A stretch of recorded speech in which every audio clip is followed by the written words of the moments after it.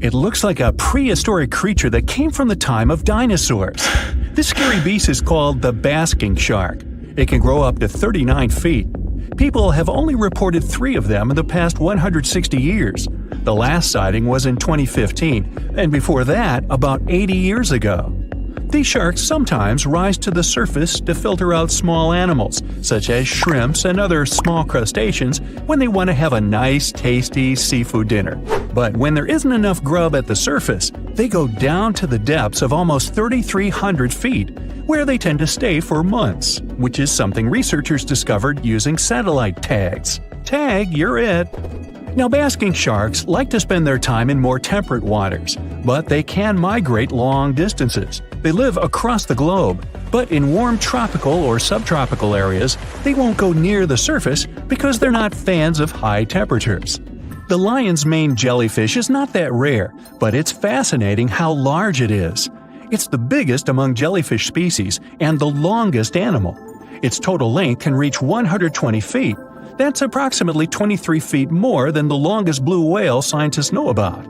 The jellyfish has around 70 to 150 tentacles, and they all contain huge amounts of neurotoxins that can seriously harm you if you come in contact with the animal. But people don't usually come across this type of jellyfish because it rarely lives near the coast, preferring the open ocean. Generally, you can find the lion's mane jellyfish no deeper than 65 feet below the surface, where it dines on small fishes, zooplankton, and some other types of jellyfish. It uses its tentacles to catch its value male. Hey, you want fries with that? The giant phantom jelly comes out of the darkness and depths of the ocean's midnight zone. Its sun hat-shaped bell reaches over 3 feet across. This bell trails 4 ribbon-like mouth arms that can be up to 33 feet long. This quite rare creature uses its mouth arms to catch unfortunate animals swimming around and not knowing what's coming for them. Giant phantom jelly propels itself through the water with periodic pulses coming from its orange head. It glows faintly and mysteriously in the pitch-black depths. It lives across the globe in all the oceans except for the Arctic. I'm guessing it's too cold. Because of its odd shape, people often call the oarfish the dragonfish or sea serpent. It's about 26 feet long, which makes it the longest bony fish we know about, and lives at depths of 3,300 feet. Oarfish spend most of their time in the deep, dark parts of the open ocean in tropical and subtropical areas. They almost never come to the surface, unless, invited. It's a ribbon-shaped and shiny silver creature with a long red dorsal fin and red oar-like pelvic fins. Its body has no scales and is very thin. The fish can grow to a length of about 30 feet and weigh 660 pounds. Oarfish have really big eyes that help them see better in their dark, scary surroundings. The frilled shark is definitely one of the gnarliest-looking marine animals out there. If you saw it somewhere, you'd probably think you went back to the age of dinosaurs. Yup, the frilled shark is a prehistoric creature because its roots go back 80 million years. This living fossil can grow to be 7 feet long. It got its name from its frilly gills. Even though frilled sharks have the shark part in their name, they swim similar to an eel in a distinctly serpentine way. Its mouth is terrifying. Similar to the maw of the great white shark, it has 300 trident-shaped teeth lined in 25 rows. Hey, come a little closer, huh? Researchers discovered this creature in the 19th century, but people rarely see it, and no wonder. It usually lives at depths of between 390 and 4,200 feet. Most of the time, the frilled shark feeds on squid, swallowing them whole. Its long jaws allowed the frilled shark to gape extra wide and swallow animals half as long as its entire body. Goblin sharks are very rare. Researchers have spotted fewer than 50 of them in more than 120 years. But maybe that's for the best, since we're talking about a pretty scary fella with a narrow snout and sharp teeth. It's also capable of thrusting its entire jaw outward when it wants to catch something. Sounds familiar. As it's lurking through the dark depths of the ocean, a goblin shark sees a small squid that looks quite yummy. The dangerous animal inches toward the squid. When the poor creature notices the predator, it tries to dart away, but it's too late. The shark has already thrust its jaw the whole 3 inches out of its mouth. This jaw is connected to the flaps of skin the shark can unfold. This helps a lot because the goblin shark is a sluggish animal, so it's pretty hard for it to chase its food. After finishing its lunch, the goblin shark puts its jaw back in its mouth and swims away as if nothing's happened. Goblin sharks mostly live at the bottom of the ocean. Like many other shark species, they prefer swimming alone. Here's a silver-colored creature with very rough skin. That's the ocean sunfish, with a total length of almost 11 feet. Its other name is mola. The ocean sunfish is the heaviest of all bony fish out there. People sometimes call it a swimming head because of its bizarre appearance. These creatures have such a weird shape because they're born with a back fin that never actually grows. It just folds into itself as the animal matures and creates a rounded rudder. The sunfish is a bit clumsy. It moves with the help of its mighty fins that allow the animal to swim on its side. This marine inhabitant is a solitary creature. It mostly feeds on zooplankton and jellyfish. The spotted wobbegong is one of the world's rarest sharks. It grows to be more than 10 feet long. It may not look as terrifying as some of its shark relatives, but it's pretty good at catching unsuspecting animals swimming past, mostly during the night. The animal has a spiracle, which is why it can breathe while staying still at the bottom of the ocean. It's motionless most of the time, which is why you can barely notice it. Its flat body and large pelvic and pectoral fins blend in with the underwater terrain. That's why they're so good at hiding. This ability helps when these sharks want to protect themselves too. Wobbegong means carpet shark. They usually live close to the ocean floor in coral reefs, on sandy bottoms, and under piers. People have even spotted the shark in the water that is barely deep enough to cover its flattened body. Now, blobfish lack teeth and bones, so they can't actively hunt. Since they don't have much muscle mass, they can barely move around. Hey, I had a roommate like that once. They get their energy from animals they scoop up from the seafloor. They also know how to conserve this energy. That's how it usually goes with deep-sea creatures. They don't have as much food as those animals that swim closer to the surface. Instead, they have special body mechanisms that allow them to save energy for the times when they don't have much to eat. Pressure at the depths where the blobfish lives is 120 times as high as that at the surface. That's why the bizarre creature looks like a weird gelatinous mass only when you bring it up to the surface. The pressure here is not strong enough to keep its body together. Hey, breaking up is hard to do. The white margin stargazer could compete with the blobfish for the title of the ugliest animal in the sea, don't you think? Now, this animal has eyes on the top of its head, together with an upward-facing mouth which the creature uses to hide itself in the sand. That's where it spends most of its time, with only its eyes protruding from the sand. It chills this way until some small animal passes by. It can lunge at its target incredibly quickly, literally within milliseconds. This creates a vacuum in the water that pulls in a crab, fish, or some other small, unfortunate animal. Another tactic involves venom. This fish has a venomous spine in its shoulder blade that helps with catching other animals and defending itself against enemies. Even though it's not related to the electric eel, the white margin stargazer can generate an electric shock as powerful as 50 volts. Ow! So if you see a rainbow, that means you're in for some good luck. But if you see a deep-sea fish, this means that something tragic is about to happen. Let's have a look at ancient lores and what they might mean IRL. In August 2020, people started out their day just like any other in California. It was sunny, so they decided to soak in the sun at the beach. They were snorkeling and kayaking when one of them spotted something out of the ordinary – a doomsday fish. The creature was 12 feet long. It's known as an oarfish, and only about 20 of them have washed up in California since 1901. Oarfishes live in obscure parts of the ocean, but why are they linked to doomsday?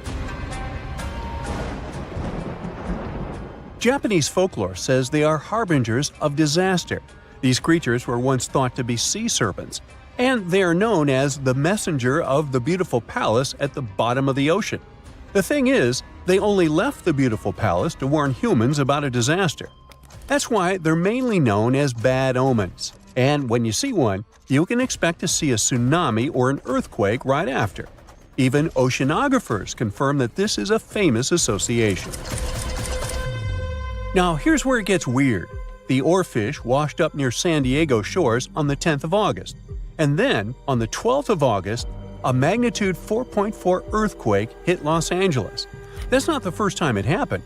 In 2011, in Japan, about 20 oarfishes were found stranded on the beaches and coastlines of Tehuco. Right after that, a magnitude 9 earthquake and tsunami hit the city. Something similar happened in the Philippines. On February 8, 2017, an oarfish was seen. 2 days later, a magnitude 6.7 earthquake struck the city and its nearby provinces. Sure, there is no way to prove both events are connected. The Seismological Society of America is adamant in saying that this is pure superstition. A recent study analyzed the coincidences and concluded that this association is statistically untrue. Can we say this happened literally out of the blue? Humans have historically noticed animals acting strange right before natural disasters. Earthquakes, floods, even tsunamis. It's like animals can sense something we can't. In fact, there's a lot of science to back it up. Studies show that animals can detect subtle environmental changes, like shifts in the Earth's electromagnetic field or infrasonic sounds, things humans wouldn't notice.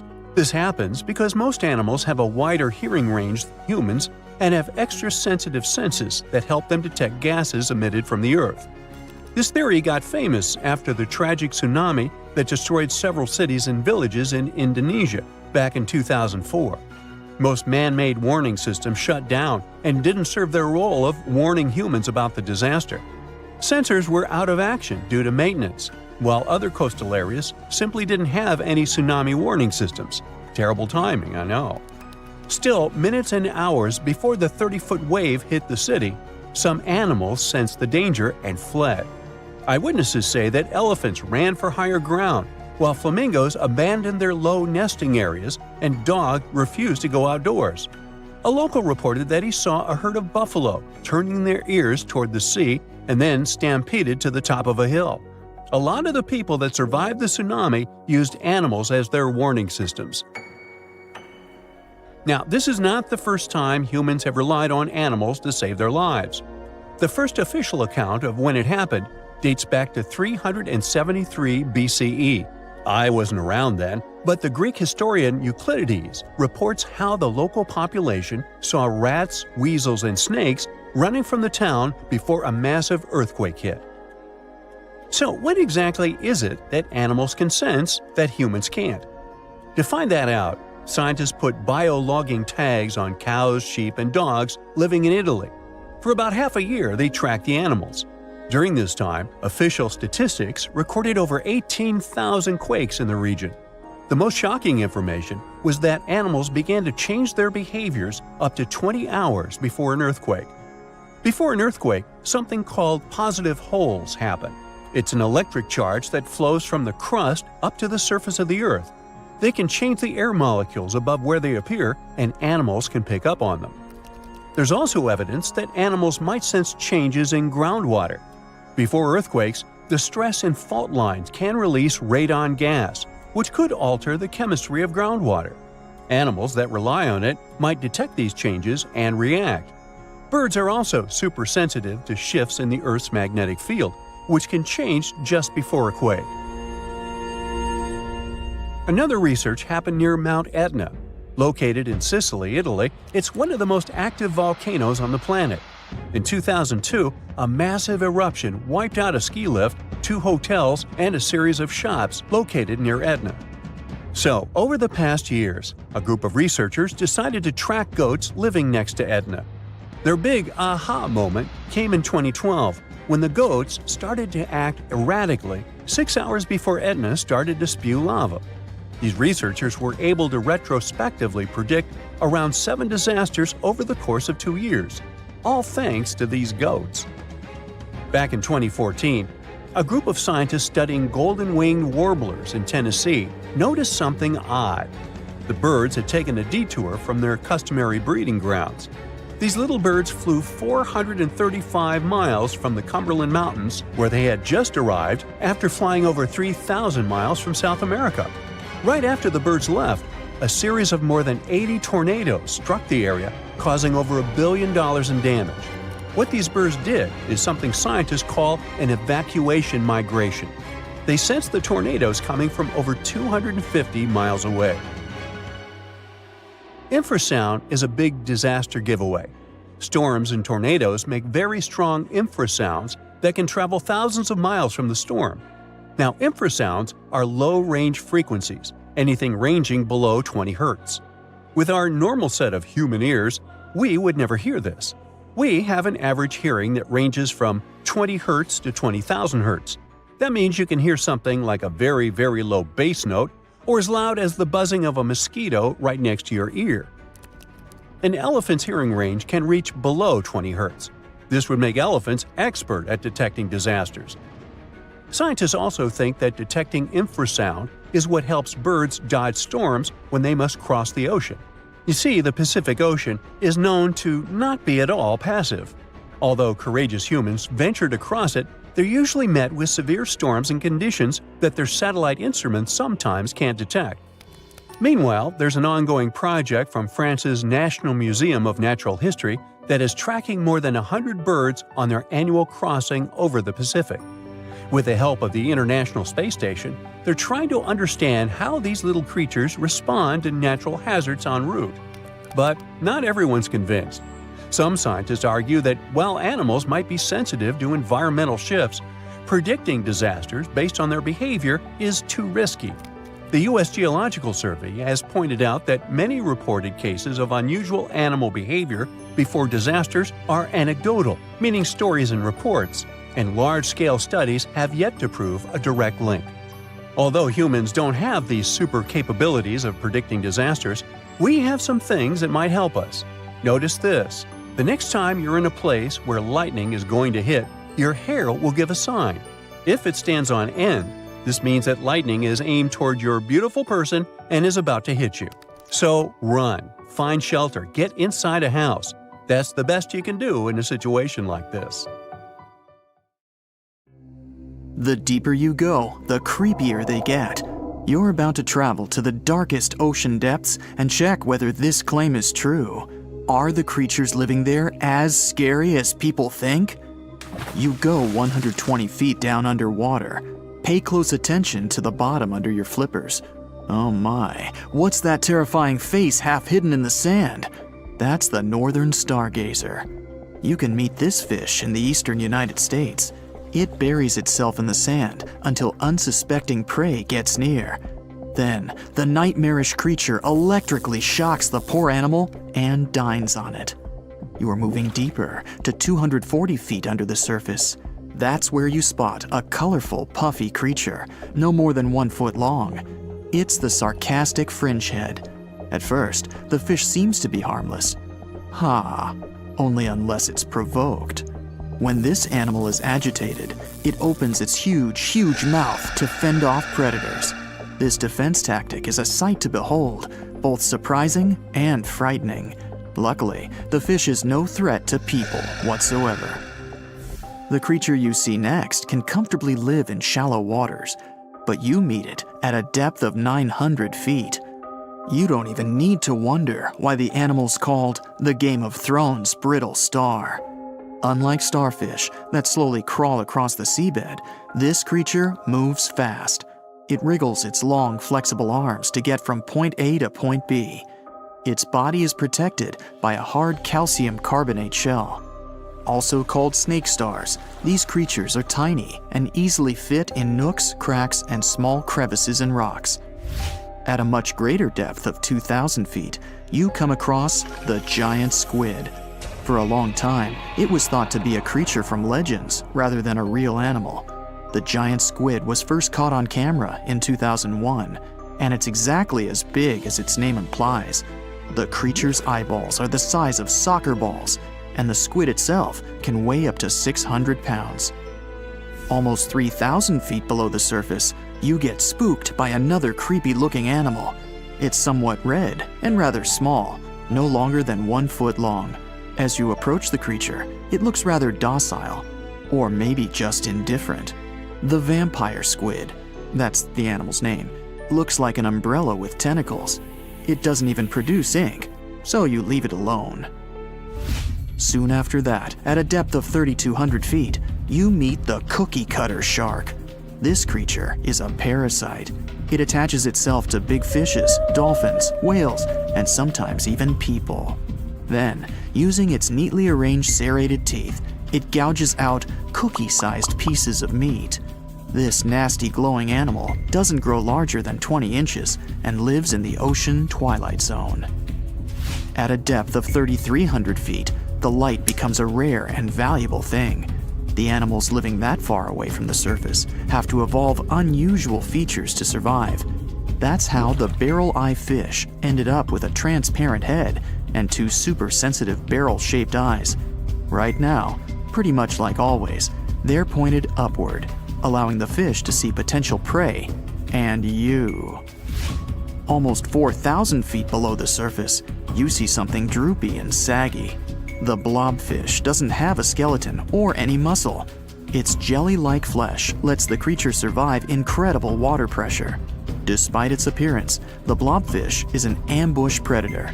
It usually lies very still on the bottom, waiting for unsuspecting prey to swim by. You go a bit deeper and spot a creature that looks particularly ghastly. The goblin shark senses prey with its snout. The creature's terrifying jaws are attached to elastic ligaments. When some animal comes too close, the shark catapults its mouth forward to catch it. If your mouth could do the same, you would be able to eat things dangling 7 inches away from your face. Even deeper than that, at 5,000 feet, you notice another member of the shark family. The frilled shark looks like an overgrown eel, but its gills are lined with red fringe at the edges, hence the name. The creature's horrifying mouth has 25 rows of razor-sharp backward-facing teeth, 300 in total. The shark prefers to hover in the water, waiting for its prey to come closer. Then, it charges at it like a snake. Suddenly, you see something glow brightly like an electric bulb. But after coming closer, you recoil in horror. The creature looks like an upgraded eel equipped with oversized teeth.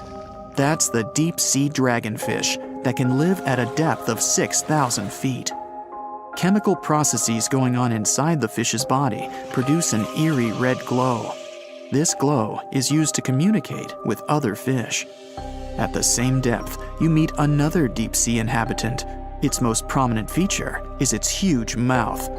Thanks to it, the gulper eel can swallow its prey whole. Its stomach can expand to a terrifying size when it needs to fit something large. At a depth of 6,600 feet, you come across an angry-looking creature with a fishing rod over its head. It's the deep-sea anglerfish. The animal has an unusual dorsal spine, even though it's worn only by females. It protrudes above their mouth and has a lure on its tip, some luminous flesh that baits prey. The anglerfish has such a big mouth and its body is so pliable that it can swallow animals twice its own size. You're 7,000 feet down when you see another fish that's glowing in the dark. The black dragonfish is a sly creature. It has its light-producing organs arranged along its belly. The spooky creature also has gleaming flashlights next to its eyes. They help the animal find prey and attract potential mates. At the same depth, you also spot an enormous pillbug. But unlike the critter you can find in your garden, this one is at least 20 inches long. That's the giant isopod, and it is, indeed, related to the roly-poly, as well as crabs and shrimps. These creatures may look somewhat scary, but they're harmless. They feast on other deep-sea animals only after those have passed away. At a depth of 13,000 feet, you notice the ocean floor has become a bit fluffy. That's because it's covered with zombie worms. These creatures rarely grow to be more than 2 inches long, and still, they can break down fairly large animals, so strong the acid they produce is. The worms' feathery appearance makes them look like plants, but the truth is, these creatures munch on rock-hard bones of the world's largest animals, such as whales. The grid-eye fish almost scares you out of your mind soon after that. This creature has a pair of large greenish oval plates on the top of its head and no eyes whatsoever. Experts believe that these bony membranes detect light coming from predators, saving the fish's life. You're now 3 miles down below the surface, and that's where you spot something bizarre on the bottom.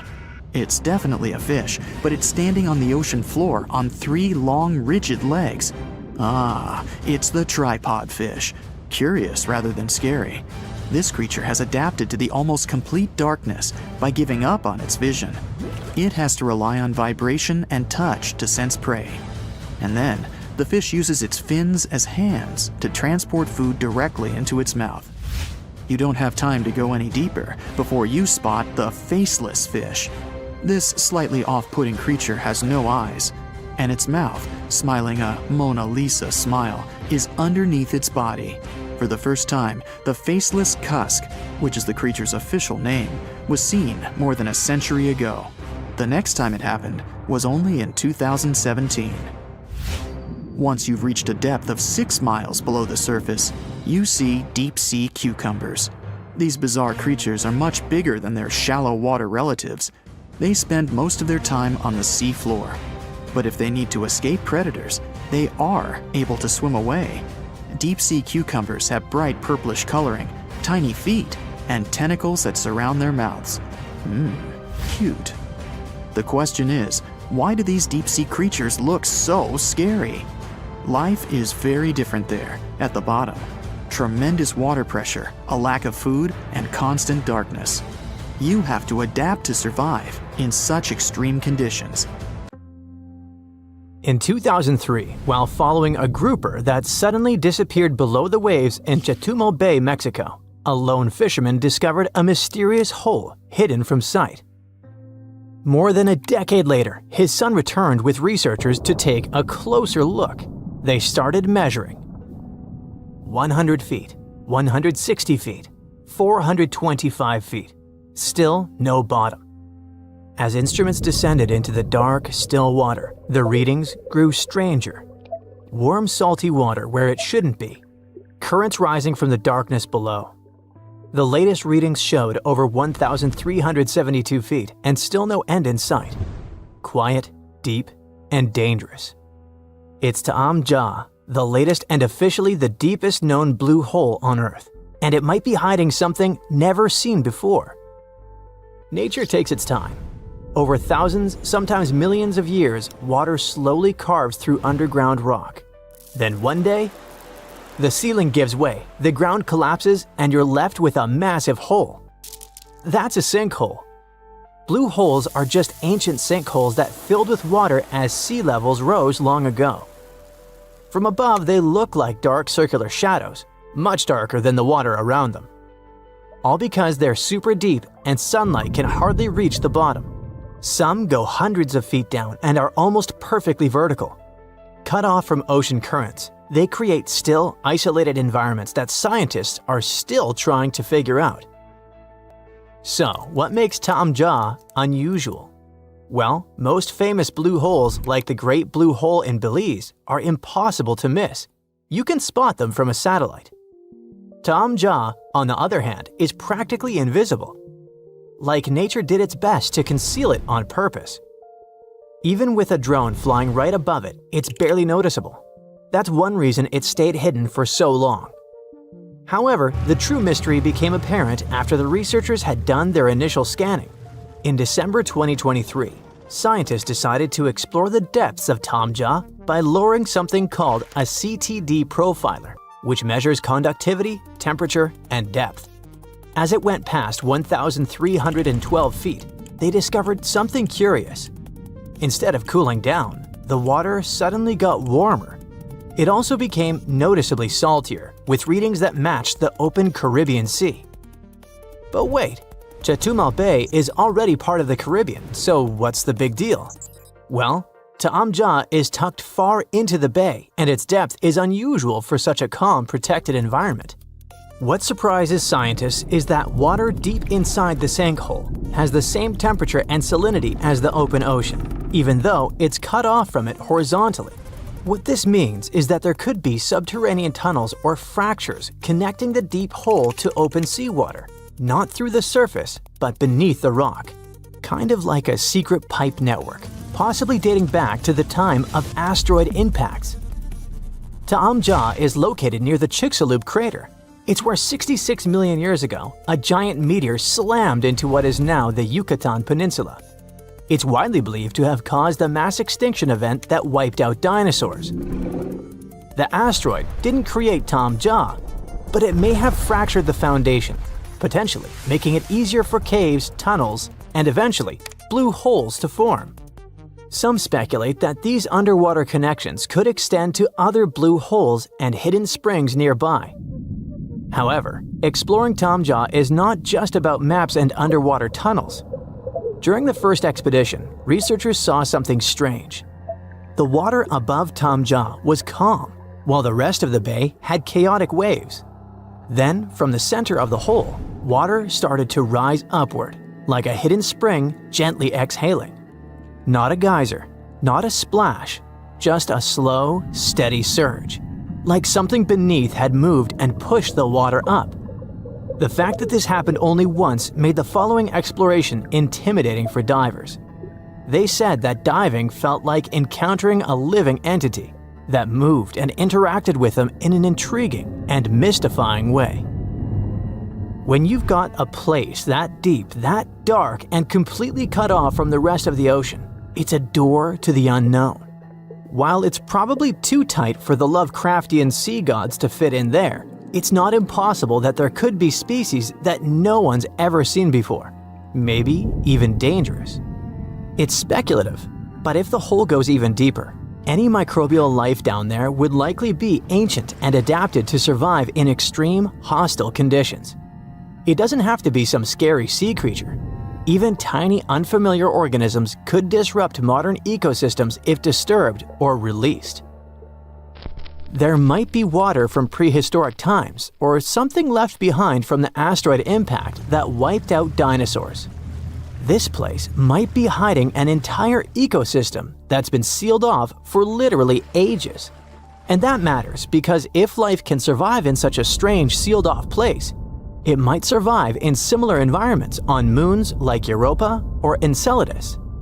Also, some blue holes, like the Great Blue Hole, contain nasty stuff like clouds of toxic gas that can eat through equipment and even burn your skin. No wonder that divers felt like they were exploring something alive. Now, if you're wondering whether you can rent diving gear and actually go and explore this hole, the answer is no. Basic scuba gear requires certifications. Even dive shops won't rent to uncertified individuals, especially not for places like this. But even if certified, recreational divers can only reach a depth of about 130 feet. Going deeper takes special training, equipment, and a lot of caution. Even professionals rarely go beyond 1,000 feet, and when they do, it's with complicated, risky setups. At these depths, water pressure becomes a major obstacle, enough to crush most equipment not built specifically for it. So for now, Taamja remains a mystery that's impossible to uncover while diving. The next stop is most likely sending an ROV, a remotely operated submarine equipped with cameras, arms, and sensors. It can go much deeper than any diver and stay down there longer. ROVs could help uncover layers of fossils, strange chemical zones, and even clues about past climate change. In most of the blue holes, it's possible to find life, sponges, corals, or fish. But the deeper you go, the more oxygen levels drop, which makes it hard for organisms to survive, even though some microbes live there.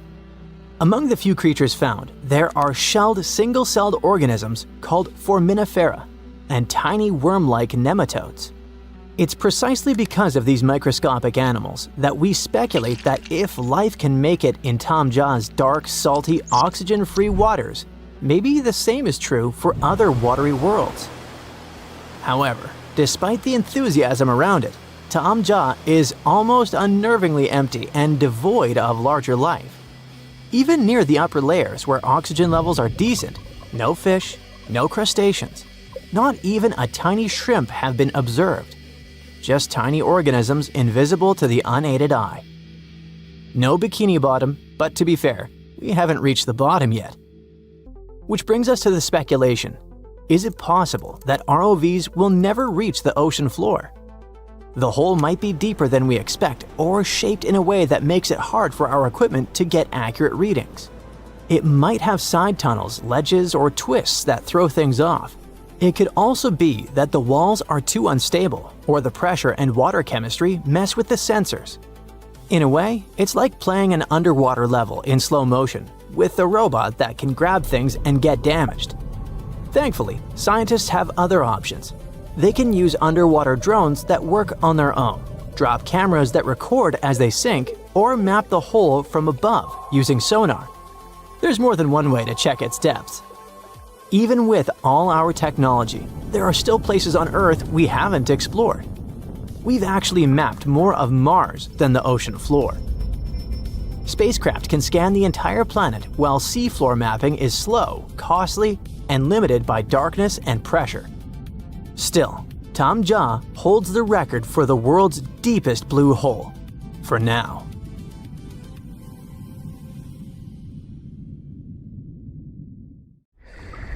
If you could dive right into the mysterious darkness of the ocean depths, who knows what you'd come upon?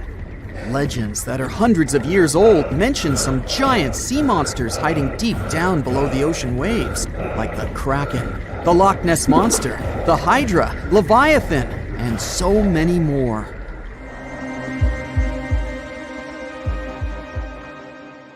Okay, no one has ever seen such monsters, but there are still weird and unusually big sea spiders, squid, worms, and many other animals that grew way more than we'd expected. Take a look at the colossal squid from sub-Antarctic waters. It's around 14 times longer than the arrow squid that lives near New Zealand.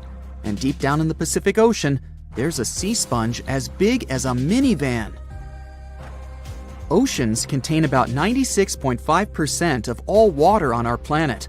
Up to 80% of all life on Earth we've discovered is under the oceanic waves. We haven't explored, mapped, or even seen more than 80% of the ocean. In fact, we've mapped Mars better than we have the ocean bottom. The pressure down there is insane, and it would make you feel like you're holding up almost 50 jumbo jets. And temperatures at such depths are extremely low.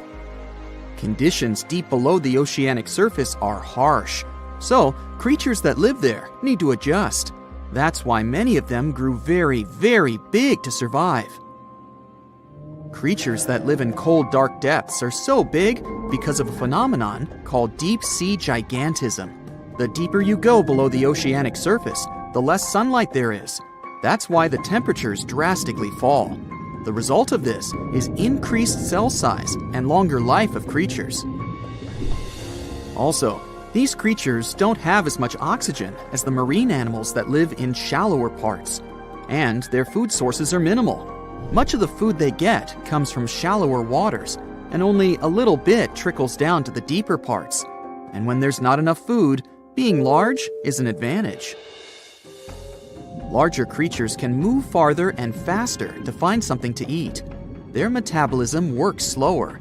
They don't digest the food that fast, so they can store food and conserve energy for hard times when they can't find anything to eat. They don't need to regulate their body temperature either, which also helps them save some energy, which they can then transfer to other body processes. They mature more slowly and later than those living in shallow waters. The majority of fish species that dwell in deep waters live 30 years or even more. Orange roughy fish, on the other hand, live up to 150 years. This fella grows 24 feet in length and weighs up to 1.5 tons. But it grows to be so big for centuries. They start looking for partners when they're 150 years old, and they can also live this long because there are not so many predators at such depths. Also, there are no humans or other things that can disturb them or endanger their existence. At such depths, the environment is pretty stable, so many animals there are like living fossils, because they probably haven't changed in millions of years. The first 650 feet of the ocean's depth are considered to be the open ocean. The majority of the marine life we've discovered lives there, since that's the area the sun can still reach. And then, as you continue going deeper, you reach the twilight zone. It seems like nothing lives there. But at about 820 feet, you see a small oasis of ancient life blooming. For example, there are sea lilies, animals that have been living at such depths unchanged for millions of years. Coelacanths, another living fossil, have been living in the ocean for more than 360 million years. Hagfish haven't changed in a very long time either, for over 300 million years. This creature lives at depths of 5,500 feet. They evolved before the rest of the vertebrates, which is why this is the only living animal without jaws or a spine, even though it still has a skull. Deep-sea creatures can't survive in shallow waters. They've evolved to live in depths under bigger hydrostatic pressure. Humans and other organisms that have internal spaces filled with gas would end up crushed if we could go to such depths. That's why deep-sea divers always need to wear special dive suits designed for surroundings with higher pressure, even though they're not going that deep to the areas where these giants live.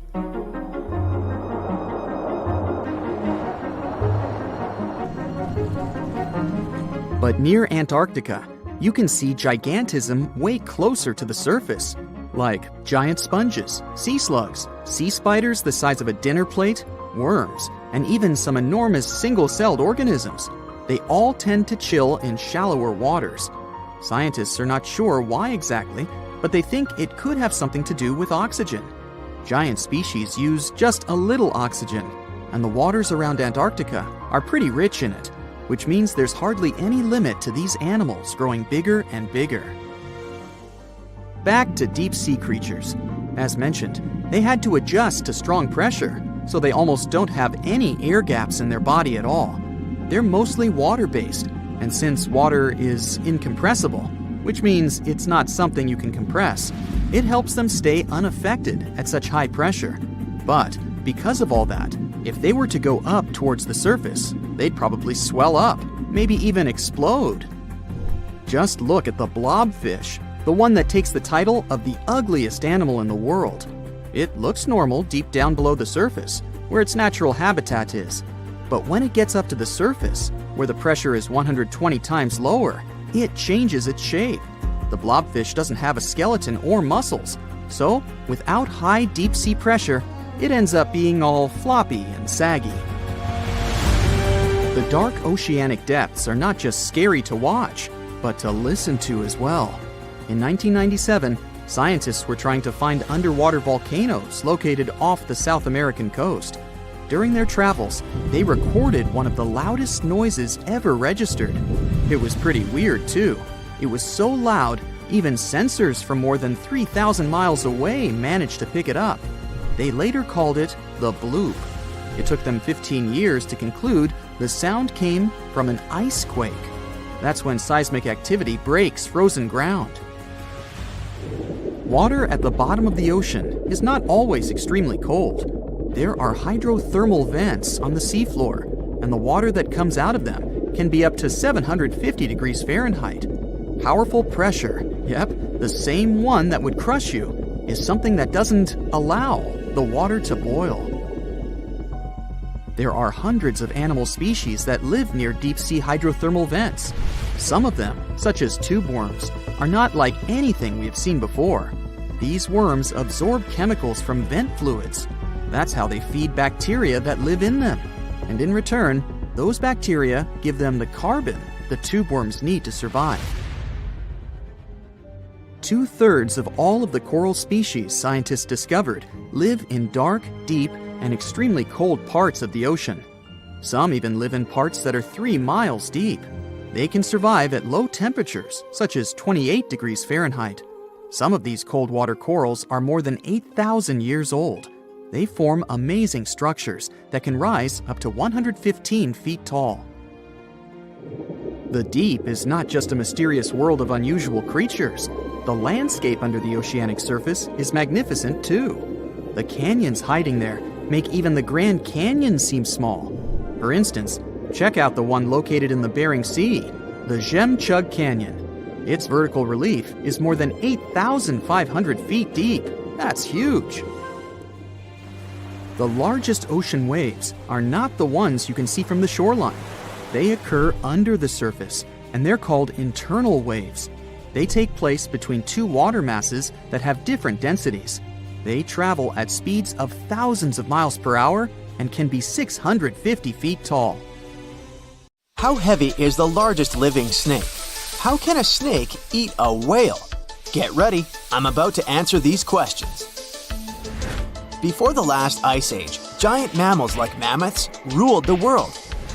The modern animal kingdom we're familiar with was shaped around 55 million years ago. I mean, there were still 1,000-pound bear dogs living from Asia to America. But modern whales, for instance, began to appear later. I'm saying modern whales because, surprise, surprise, whales weren't always fully aquatic. The ancestors of the ocean's biggest animals once walked on dry land. They had 4 legs and lived on the coast. Now, I want to introduce you to a snake that used to eat these whales, the Paleophis, a genus of a marine snake. Scientists say it's hard to understand how big the Paleophis was due to its fragmentary fossil record. They assumed that it could have reached up to 40 feet long. Its fossils were found in different parts of the world, from England to Morocco and Virginia, USA. The Paleophis is extinct now, and sea snakes today are only about a quarter of the size this majestic creature used to be. So no need to worry about this underwater monster. But there once was an even bigger snake, the Titan boa. It was around 50 feet long and most likely weighed over a ton. It used to live in what is now known as northeastern Colombia, around 60 to 58 million years ago. Scientists say that it mostly fed on fish. Another giant animal that lived in the past was the black Gigantopithecus. These primates aren't related to gorillas. They lived in the area of modern China. Some people believe that they're still alive, but so far, no one has laid eyes on them. Some people even go further and say that the stories of Bigfoot or Yeti are based on these animals. This rodent became extinct about 2 million years ago. Its main habitat was South America, more specifically, Uruguay. What's astonishing about this species is that it was the largest rodent ever known. It was bigger than a bull. Scientists believe that it weighed up to 1,000 pounds. A distant relative of this rodent is still alive today. It's called the pacarana. It's a rare animal that lives in South America. It weighs up to 33 pounds and measures up to 31 inches, not including its cute and fluffy tail. The Arthropleura was an insect that lived in prehistoric times. Imagine a giant millipede measuring up to 8 feet in length. Here you go. It was one of the largest land animals of its era, about 315 million years ago. The Arthropleura's shell was covered with tough plates. These plates were there to protect the creature from damage. Most of the time, it burrowed into the ground to avoid becoming some other animal's dinner. Meet the megalodon. Millions of years ago, this shark lived in the ocean and ate other marine creatures. It had wide teeth, and its jaws were so powerful that the animal could finish off its prey with the force of its bite. It was one of the largest sharks to ever exist. Yet, this predator also went extinct. Scientists don't really know the reason. This made me wonder why animals were so big in the past. Nowadays, smaller creatures flee or hide from predators. But apparently, it wasn't like this before. Many centuries ago, animals didn't just run or hide, they fought back. Research suggests that this behavior may have been the most important motivation for prey to grow bigger. A study compared the skulls of ancient animals to those of their modern peers. The skulls of predatory animals have become shorter and narrower, while the skulls of the animals they hunted have become longer and broader. This means that predators learn to become experts in hunting, while prey worked on developing their defense skills. You see, a larger body size was a great advantage because it made it harder for predators to take down the animals they hunted. The bottom line, self-defense made prehistoric animals larger. The second reason why ancient animals were larger is related to their bones. They had hollow bones, which are lighter than solid bones. This type of bone allowed large animals to move quickly. Let's take sauropods. They were a dinosaur subgroup. Sauropods had giraffe-like long necks and snake-like long tails. Compared to their body size, their head was really tiny. But since their bones were quite light, they could move around without having to carry additional weight. The eating habits of these animals were also related to their body size. When experts examined the fossils of one extinct mammal species, they found out that these animals had a diet that was high in nutrients and low in fiber. And this mammal was the largest land animal of its period. In other words, following this diet, mammals could grow to be very large. There was plenty of food out there, so they didn't have to worry about finding it.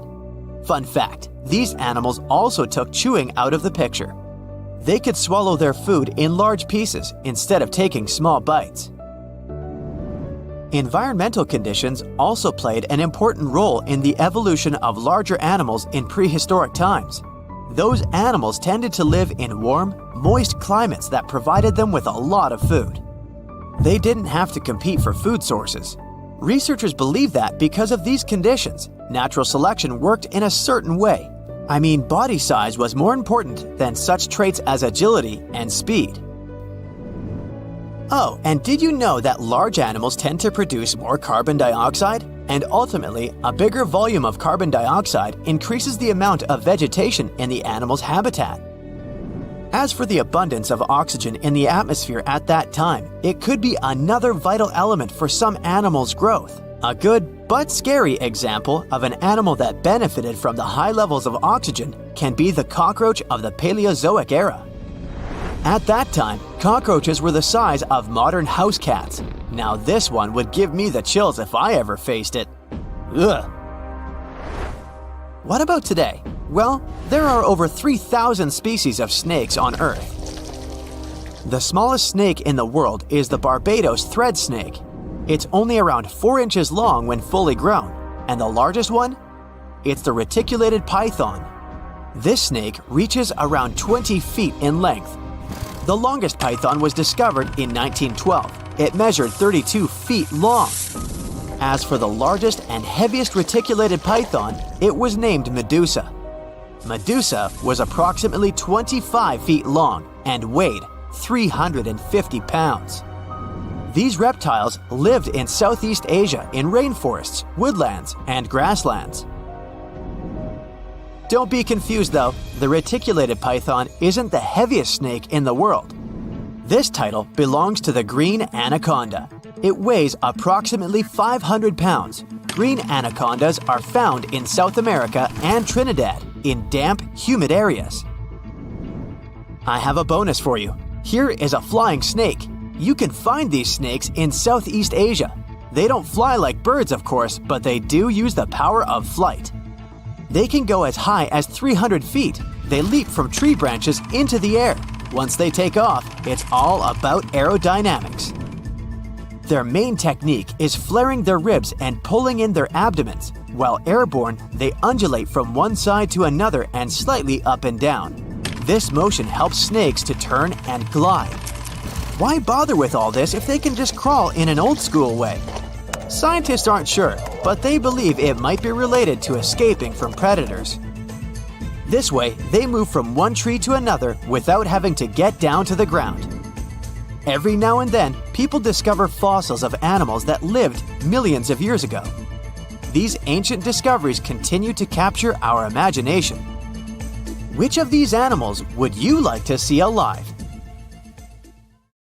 There's a lake in the heart of Asia that holds 1/5 of all the world's liquid freshwater. It's more than all the 5 Great Lakes have together. Even if all the rivers on our planet suddenly change their direction and set on a mission to drain this lake, it would take them a whole year to finish the job. I'm talking about the deepest lake in the world, Lake Baikal. If you decide to go all the way down to its deepest point, prepare for a journey of almost 5,400 feet. The descent takes several hours, but the rift floor of the lake is way deeper, between 5 to 7 miles beneath the surface. It means it could be even further down than the Challenger Deep, which is the deepest known place on Earth. The amount of water it has would be enough for everyone on Earth to have something to drink for up to 50 years. This mighty giant of a lake replenishes its water completely every 383 years. Baikal has a great delivery crew of over 300 rivers and streams, bringing their waters right in. And only one river flows out of Baikal, the Angara, which is headed straight for the Arctic Ocean. Baikal isn't only the deepest, but also the oldest existing freshwater lake in the world. It formed at least 25 million years ago. It all began when the Earth's crust decided to play Tetris and created the lake and the surrounding mountains. At some point, Baikal must have been just a humble riverbed, but then tremors and fractures shook the Earth, and the distance between the shores got bigger. Water levels rose thanks to the melting glaciers. Then, several lakes formed and later merged into one. Baikal is one of around 20 lakes in the world that are older than 1 million years. And since it wasn't disturbed by glacial periods, it's a perfect research ground for scientists. Its deep-drilled core sediments can tell a lot about the climate of our planet in different periods. Since Baikal is in a rift basin with 2,000 seismic tremors per year, the lake is deepening and still growing in size. Its shores drift apart at around the same rate as South America and Africa are moving away from each other, so it has all the potential to become an ocean. Another thing Baikal has in common with the oceans is that it has water rich in oxygen, even at its lowest depths. This is one of the reasons why the fauna of the lake is so incredibly rich. It's home to over 2,500 various animals and 1,000 plant varieties. Around half of them are unique and only exist in this area, like the endemic algae, the Baikal omul fish, and the Baikal oilfish. There are also some bears, elk, and lynx living on its shores. They must appreciate the fact that the temperatures around the lake are always higher than the rest of Siberia, thanks to its huge water mass. Most Baikal dwellers prefer to stick to the bottom of the lake, but there's one brave guy you'll meet if you decide to visit. Meet the Baikal seal, also known as Nerpa. It's the only true freshwater seal in the world. Nerpa's eyes are so cute it nearly landed the part of Puss in Boots in Shrek. Nerpa in Boots sounds good to me. These huge eyes are there to help them follow their favorite pelagic fish underwater. There are other seal kinds that can handle freshwater or use it to breathe, but these cuties spend their entire lives in it. But wait, how did seals, which are supposed to be oceanic creatures, end up in a lake miles and miles away from the sea? About 400,000 years ago, during the Pleistocene era, these adventurous creatures traveled up the river and drainage systems that connected Lake Baikal to the Arctic Ocean. The ringed seal that still lives in the Arctic is believed to be the Baikal seal's closest ancestor. Today, Baikal seals are confined to their freshwater home because of the changes in waterways. And they seem to be pretty happy with their home as they can choose from a huge variety of food to eat. The seals mostly hang out in the north and central areas of the lake, but move south in the winter. The lake gets covered with ice, which they use as a chill-out zone, just like their oceanic cousins use rocks or the beach. Since at least 1969, Lake Baikal has had some mysterious ice rings pop up randomly here and there. At some point, they got so big that the astronauts even spotted them from space. The rings usually appear in late April, but can be there in January or May. Scientists couldn't crack the code on how these rings form for a while. They had all sorts of theories, and the most popular involved methane gas bubbles from the lake's depths. But then, scientists noticed that some of the rings were in shallower waters, where gas emissions don't happen. So, an international team of scientists decided to solve the mystery. They traveled to Lake Baikal, drilled holes in the ice, and dropped sensors into the water. In 2016, when they started the research, they heard that 2 vans had gotten stuck in the mysterious ice rings. Once they had analyzed the data from the sensors, it turned out that the secret behind the rings was warm eddies flowing clockwise under its ice cover. The currents were less intense in the center of the eddies, so the ice above them was thicker at the edges. The waters of the lake are so clear that you can see some extremely deep parts up to over 130 feet down. This is thanks to the surrounding mountains that send off melting ice right in. Plankton that live in the lake also helps clean the floating debris. When this crystal clear water freezes, it forms an unusually thick and see-through layer of ice. The wind likes to play sculptor on Baikal and creates one-of-a-kind pieces of art here. It picks up water, which, of course, freezes into the most unusual designs. Frozen bubbles and icicles you've never seen before. The location and geography of the lakes and the cycles of melting and refreezing create the perfect conditions for this ice workshop. And you can even see rocks that seem to be floating. The bottom of the rock freezes to the surface of the ice. Then, the strong winds wear away the surroundings, leaving a perfect pedestal for the rock. If you think the floating rocks look eerie, how about Baikal's version of the Loch Ness Monster? The local Buryat people have a legend about the water dragon master that lives in the lake. A dragon is believed to be the most powerful creature living on Earth in Asian mythology. They believe there are 4 dragons living in the 4 seas, each responsible for one of the cardinal directions. Baikal is the North Sea in this story. The image of this dragon is supposedly etched in ancient petroglyphs on the cliffs of Baikal. There's also a hefty stone slab that looks like a monument dated back to somewhere between the 3rd and the 9th century BCE, depicting a mysterious water monster. Imagine the stories this stone could tell, echoing the whispers of a bygone era and leaving us to unravel the enigma of the Baikal cliffs. The legend says that a local warrior was chasing the dragon. He finally reached the largest Baikal island of Alkan. He was ready to face and defeat the dragon, but the beast turned into a beautiful girl, and they got married. That's one unusual twist to a classic defeat the dragon and take the girl story. So, local legends describe that dragon as a giant sturgeon with an almost gator-like snout and armored body. In reality, the mythical monster must be one of the many huge fish living in the lake.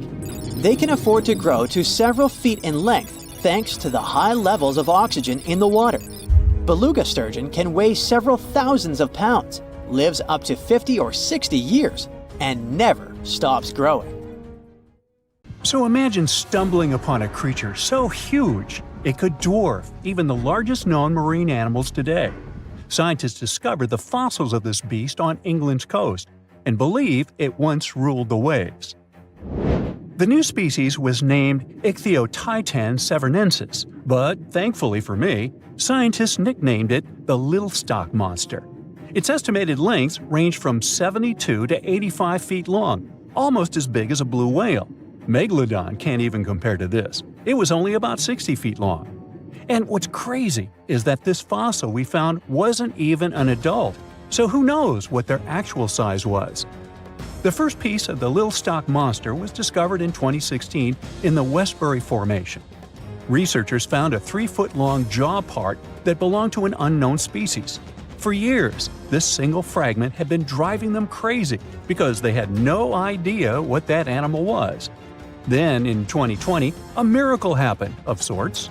A father with his 11-year-old daughter found the second piece of fossil on a beach. This discovery led to more findings. Finally, in 2022, the last piece of the literal jaw puzzle was found, buried along the Somerset coast. This leviathan belonged to the Shastasaurid family. Both the Little Stock Monster and other Shastasaurids had one ancestor, so all the species in this family are super similar to each other. For example, all of them were the largest marine reptiles ever to exist. Although our little stock monster is much larger, most shastosaurids could grow up to only 69 feet long, and it's possible that the little stock monster, when fully grown, would reach up to 100 feet or even more. Both of their bodies were just perfect for cruising the ancient seas. These marine titans were elegant and slender, with an elongated snout. Other marine animals at the time were smaller and looked more like dolphins. Shastosaurids had long paddle-like limbs adapted for efficient swimming. Their skulls show large eye sockets, which means they had excellent vision. If you were in the ocean, no matter what time it was or where you were hiding, they could spot you. They were also incredibly fast and could dive to great depths. Of course, all these things made them the most terrifying predators.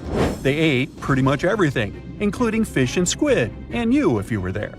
They probably captured their prey like whales, opened their huge mouths, and literally sucked the fish in. What made the little stock monster especially scary is that it wins in the jaw competition. For other shastosaurids, their jaws were a bit weaker, so they hunted smaller fish, kind of like today's orcas. They required vast amounts of food. This shows us that the Earth's Triassic oceans had rich, productive food webs. But the little stock monster has this unique feature. It could open its jaw almost 90 degrees upwards. It also had tons of powerful muscles around. Its jaws were horrifyingly strong. So while others were hunting some squids, the little stock monster probably hunted large fish and even other marine reptiles. Fossils of shastosaurids have been found everywhere in the world, from North America to Asia. This means that these creatures dominated and terrorized the oceans for millions of years, although even they weren't completely safe from scavengers. And that's exactly why we struggle to find these fossils now. Scavengers didn't leave any remnants of them. So, while we have some fossils of this marine family, they mostly remain a mystery for us. They lived in the oceans about 200 million years ago, in the late Triassic period. The Earth looked completely different back then. All continents were united in one Pangaea, a huge landmass. Some parts of this supercontinent were covered with lush conifer forests, while others were dry deserts and open prairies. It was before the famous Jurassic period, but there were already first pterosaurs and amphibians. It seems like those monsters were crazy resilient. The Triassic period was super unstable, but they survived through many changes in the environment. Well, until the last one. The Triassic extinction came out of nowhere. It was one of the Earth's big 5 extinction events. It wiped out almost all species on the planet, including these leviathans. It's still not clear what happened exactly, but it looks like there was a huge tectonic activity. Volcanoes in the oceans were going crazy back then. These massive volcanic eruptions have probably altered the climate and ocean chemistry, leading to the extinction of many species. Scientists have a theory that it might have happened because there was a rain of comets flying to our planet from the Oort cloud. This likely happens about every 200 million years or so. I wasn't around then, so I'm just guessing here. In any case, after the extinction, the Earth took some time to recover. Then it entered the famous Jurassic period. More terrifying sea monsters were on the way. One of them left us a colossal skull. This fossil is 150 million years old, and it also belonged to a sea beast from Jurassic times. They called it the Sea Rex. The name is very fitting. This monster could have broken a car in half with one bite. It was also discovered accidentally. A fossil enthusiast was walking along the Jurassic coast. This place is famous for having tons of ancient fossils, all because of the erosion in stormy weather. Typically, people find small spiral fossils here. However, this time, he discovered a giant sea monster fossil. Excited, he contacted scientists. They arrived at the spot right away and then had to carefully climb down a cliff to search for the rest of the skull. This fragment alone is 6.5 feet long. Turns out it's a newly discovered species of pliosaurs, giant predators of the ancient seas. Pliosaurs were among the largest marine predators ever. Some of them grew up to 40 feet long. They used their huge teeth to snatch and devour prey, including other reptiles. Well, at least those creatures are far gone. But what about the horrors that still live in our oceans? Recently, biologists discovered the world's longest animal, the one that's still alive to this day. They found it off Australia's coast, on the Gascoyne coast, a very mysterious and unexplored place. There, underwater vehicles stumbled upon a frightening 150-foot-long siphonophore. It's twice as long as many blue whales and 3 times as long as a humpback whale. Doesn't it kind of look like one of those toy string worms? But this creature isn't friendly at all. It's a string-like deep-sea predator. What's even more scary is that this isn't actually one creature. It's a colony of small clones working together as one. Basically, collective consciousness. Ooh, Borg. Together, they stretch out like a single long string in the water. This creature might be the longest siphonophore ever found, and it was discovered at a depth of around 2,000 feet. Siphonophores, similar to jellyfish, capture their prey by dangling stinging tentacles in the water. When their tentacles touch small crustaceans and fish, they get paralyzed, and then they're reeled up to the colony's body. Expeditions to Western Australia's underwater canyons were definitely worth it. Together with that siphonophore, scientists have discovered up to 30 potential new marine species.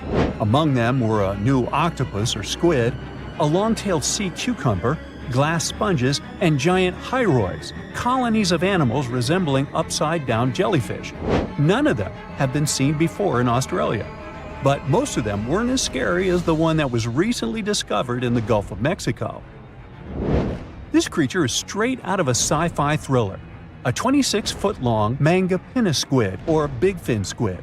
It was discovered near an offshore oil rig at a depth of more than 7,800 feet. It has incredibly long elastic tentacles, which can be 15 to 20 times longer than its body. It holds them at right angles to its body, making it look even creepier, almost as if it has elbows. And yes, it's another deep-sea predator. These 10 tentacles probably help the squid trap their prey and drag it onto the seafloor. We barely know anything about this extraterrestrial-looking creature because they're very hard to find and study. And if you think their tentacles are awful, just check out these creatures with 20 arms. This thing looks like a facehugger. This new species is lurking in the frozen depths of Antarctica. Experts were searching for cryptic sea animals known as Promachocrinus, or Antarctic feather stars. They're kind of similar to starfish and sea cucumbers, but have an otherworldly appearance and can live up to 6,500 feet below the surface. It's called the Antarctic strawberry feather star. Despite its pretty name, its appearance is anything but cute. It has a bizarre strawberry-like body from which 20 spindly arms branch off. Its coloring ranges from purple to dark reddish, and the arms all have different lengths and thickness. Who knows how many more of such scary creatures we'll discover in the future. The Meg, aka Megalodon, roamed the oceans long after dinosaurs were wiped out by the Great Meteorite. It was one of the largest and most dangerous hunters that have ever lived on Earth, as well as the biggest shark. But then, about 3.6 million years ago, the last of its kind disappeared from our planet, leaving only huge teeth for modern archaeologists to keep finding. There are a few theories about why it could have happened, but scientists might have found the true reason. The Megalodon, which means big tooth, was the largest shark ever to exist. It reportedly lived around 20 to 3.6 million years ago and was truly enormous. Its bite was more powerful than that of a T-Rex, and likely any other powerful predator that has ever roamed this planet. It's probably not surprising since this marine creature had extremely strong jaws that could span from 9 to 10 feet wide. That's enough to swallow 2 grown-up people side by side. The jaws were also lined with 276 teeth, and they reached 7 inches in length. That's as long as a small hedgehog. Once these teeth got worn down, the shark got rid of them and grew new ones. Such large sedated teeth helped the Meg to eat meat easily. The shark itself could grow up to 59 feet long. That's twice the length of a London double-decker bus. The animal was also pretty heavy. While a fully grown T-Rex weighed about 8 tons, the weight of a large megalodon could be more than 30 tons. With no competitors, the enormous shark was the real king of the oceans. It hunted other sharks, large fish, and even whales. Then why did such a magnificent creature disappear from the face of the Earth? The previous theories mentioned the great white shark. The megalodon is usually described as some gigantic version of this marine animal. And this is a common mistake made because most people think these creatures were related. But in reality, the Meg looked more like a modern bull shark. Its snout was snout, its lower jaw was rather flat, and long and massive pectoral fins supported the animal's weight. But what's more important, the ancestors of today's great whites existed at the same time as the megalodon. Now, with great size comes great clumsiness. And although the meg was huge and powerful, it was also not as nimble as smaller and quicker great white sharks. Great whites could have rivaled a megalodon for food, and were often more successful hunters thanks to their agility. They couldn't fight the meg openly, but were fast enough to steal its food. So according to this theory, the only food left for the megalodon were whales and equally big marine animals. Grown-up megs could easily catch such beasts, but their offspring were much smaller and more vulnerable than their parents. Could smaller sharks have used this to their advantage? Maybe while megasharks were still little, they became a meal for great whites, as well as bull and tiger sharks. Even at those times, a great white shark could reach the length of 20 feet, while a megalodon kid was definitely smaller. But even if there had been no open confrontation between young megalodons and smaller grown-up sharks, meg kids wouldn't have been able to find food for themselves to grow to adulthood. The reason is the same. The population of other sharks was growing, and they were rivaling each other and the meg for convenient food. The more great whites and other sharks appeared in the oceans, the less food remained for young monster sharks. Eventually, they probably starved. But it's just one of the theories that try to explain why the meg went extinct, and here's another one. A new study has shown that the meg was most likely a warm-blooded predator able to regulate its body temperature, and that might have been the reason why this species disappeared with time. Scientists analyzed isotopes of the tooth enamel of the megalodon and concluded that the animal could easily maintain a body temperature that was around 13 degrees F warmer than the temperature of the surrounding water. Such a temperature difference is much greater than what other sharks living at the same time as the meg had, and it's large enough for the ancient predator to be classified as warm-blooded. These days, most fish are cold-blooded. Their body temperature is the same as the surrounding water, but some sharks, like mackerel sharks, keep the temperature of all parts of their bodies a bit warmer than the surrounding water. But it doesn't make them completely warm-blooded because they simply store heat generated by their muscles. And in mammals, body temperature is regulated by a special region of the brain called the hypothalamus. Anyway, the meg's warmer body allowed the animal to move faster, deal with cold water better, and spread out all over the world. But eventually, it might have led to a disaster. The megalodon lived during the Pliocene epoch, pronunciation. It began approximately 5.3 million years ago and finished 2.5 million years ago. During that period, global cooling occurred. It also caused the changes in sea level, which the megalodon probably didn't survive. The main problem for the predator was to maintain an energy level allowing its body temperature to remain elevated. But to do it, the animal had to eat a lot, and I mean it. But it was a challenging task in a time of changing marine ecosystems, and while competing with newcomers, such as the great white shark.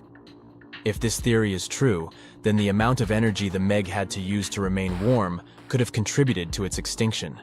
This new information is very important to us. It shows that many marine predators in modern oceans might be experiencing the effects of ongoing climate change too. By the way, have you heard that there have been several cases when people were sure they had seen the meg? Or at least some similar extremely large monsters. And these sightings happened relatively recently. For example, in July 1916, the New Jersey coast of the US was terrified by a series of shark attacks.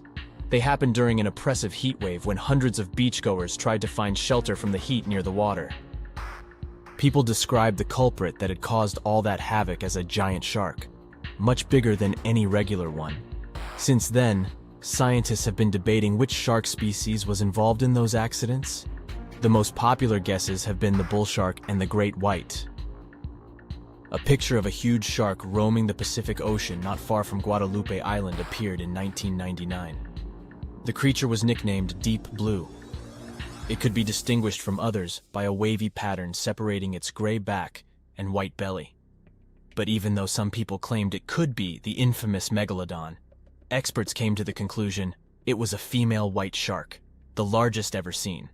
The average length of a male white shark is 11 to 13 feet. Females are bigger, up to 15 or 16 feet, but Deep Blue reached more than 20 feet in length. No wonder people were confused. For the last time, Deep blue was spotted in 2013 near the western coast of Mexico's Baja California. But look, there's another jumbo shark, and you can meet it in any part of the world. The largest specimens can reach 40 feet long and weigh about 5 or even 6 tons. Could it be, if not the megalodon itself, but one of its relatives? Again, a wrong guess. That's the basking shark. This animal prefers subpolar seas, with temperatures not higher than 58 degrees F, even though some of these animals do migrate to warmer places. Like whale sharks, basking sharks are harmless and don't attack snorkelers or divers. These creatures have loads of small teeth, but they don't use them when feeding. Instead, they swim with their huge mouths open and swallow plankton. A grown-up basking shark can filter nearly 2,000 tons of water per hour.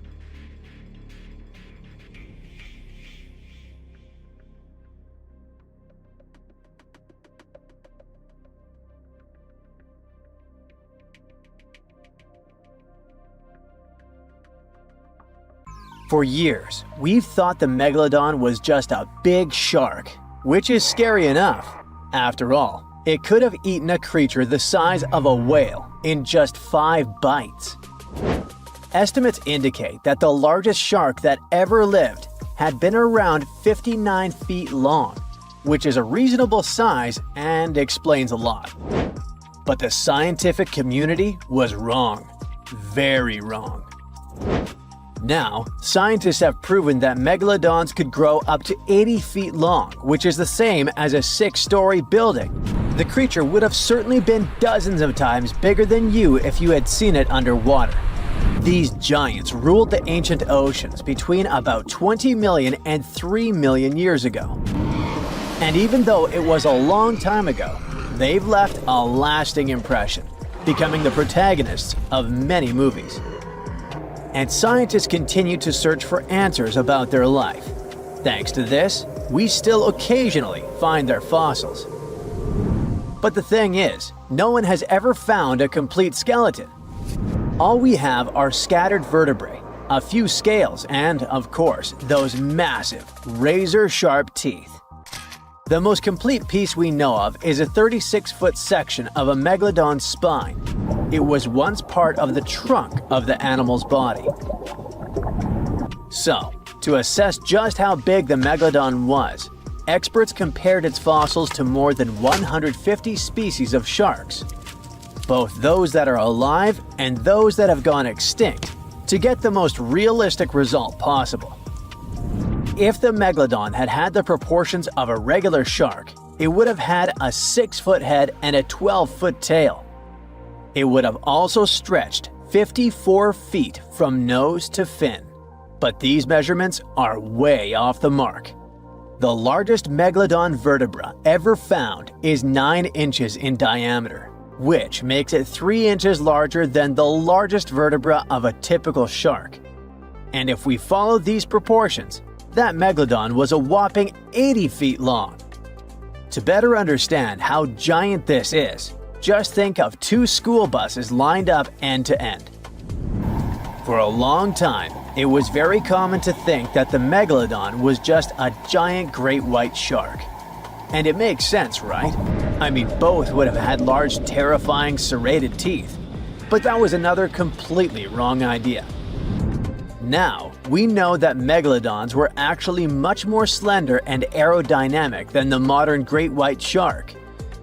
Their body shape was built to cut through the water with much less resistance, minimizing the effects of gravity in the sea, letting them glide effortlessly through the ocean. Now, if Megalodon wasn't just another great white shark, what other animal of the same species was it most similar to? Surprise! In fact, it had more in common with the modern lemon shark. This species has robust and powerful bodies, 2 large dorsal fins, and blunt snouts, which makes them really fast and agile hunters, like prehistoric predators. In other words, while thinking about the megalodon, you can imagine a giant, turbocharged lemon shark. This is the most modern comparison of the megalodon with another animal, unless scientists find a complete skeleton of the ancient shark. But it's not common to find complete shark skeletons. They're rare because they're actually made not of bone but of soft, coated cartilage, like the stuff in human noses and ears. Their teeth are the boniest part of their bodies, and it's the reason why we've found so many of them. Yet, a complete skeleton is like scattered puzzle pieces to us. There's no solid bone to hold these pieces together, so the whole thing is very vulnerable to falling apart. Still, it's actually possible for an entire shark skeleton to survive.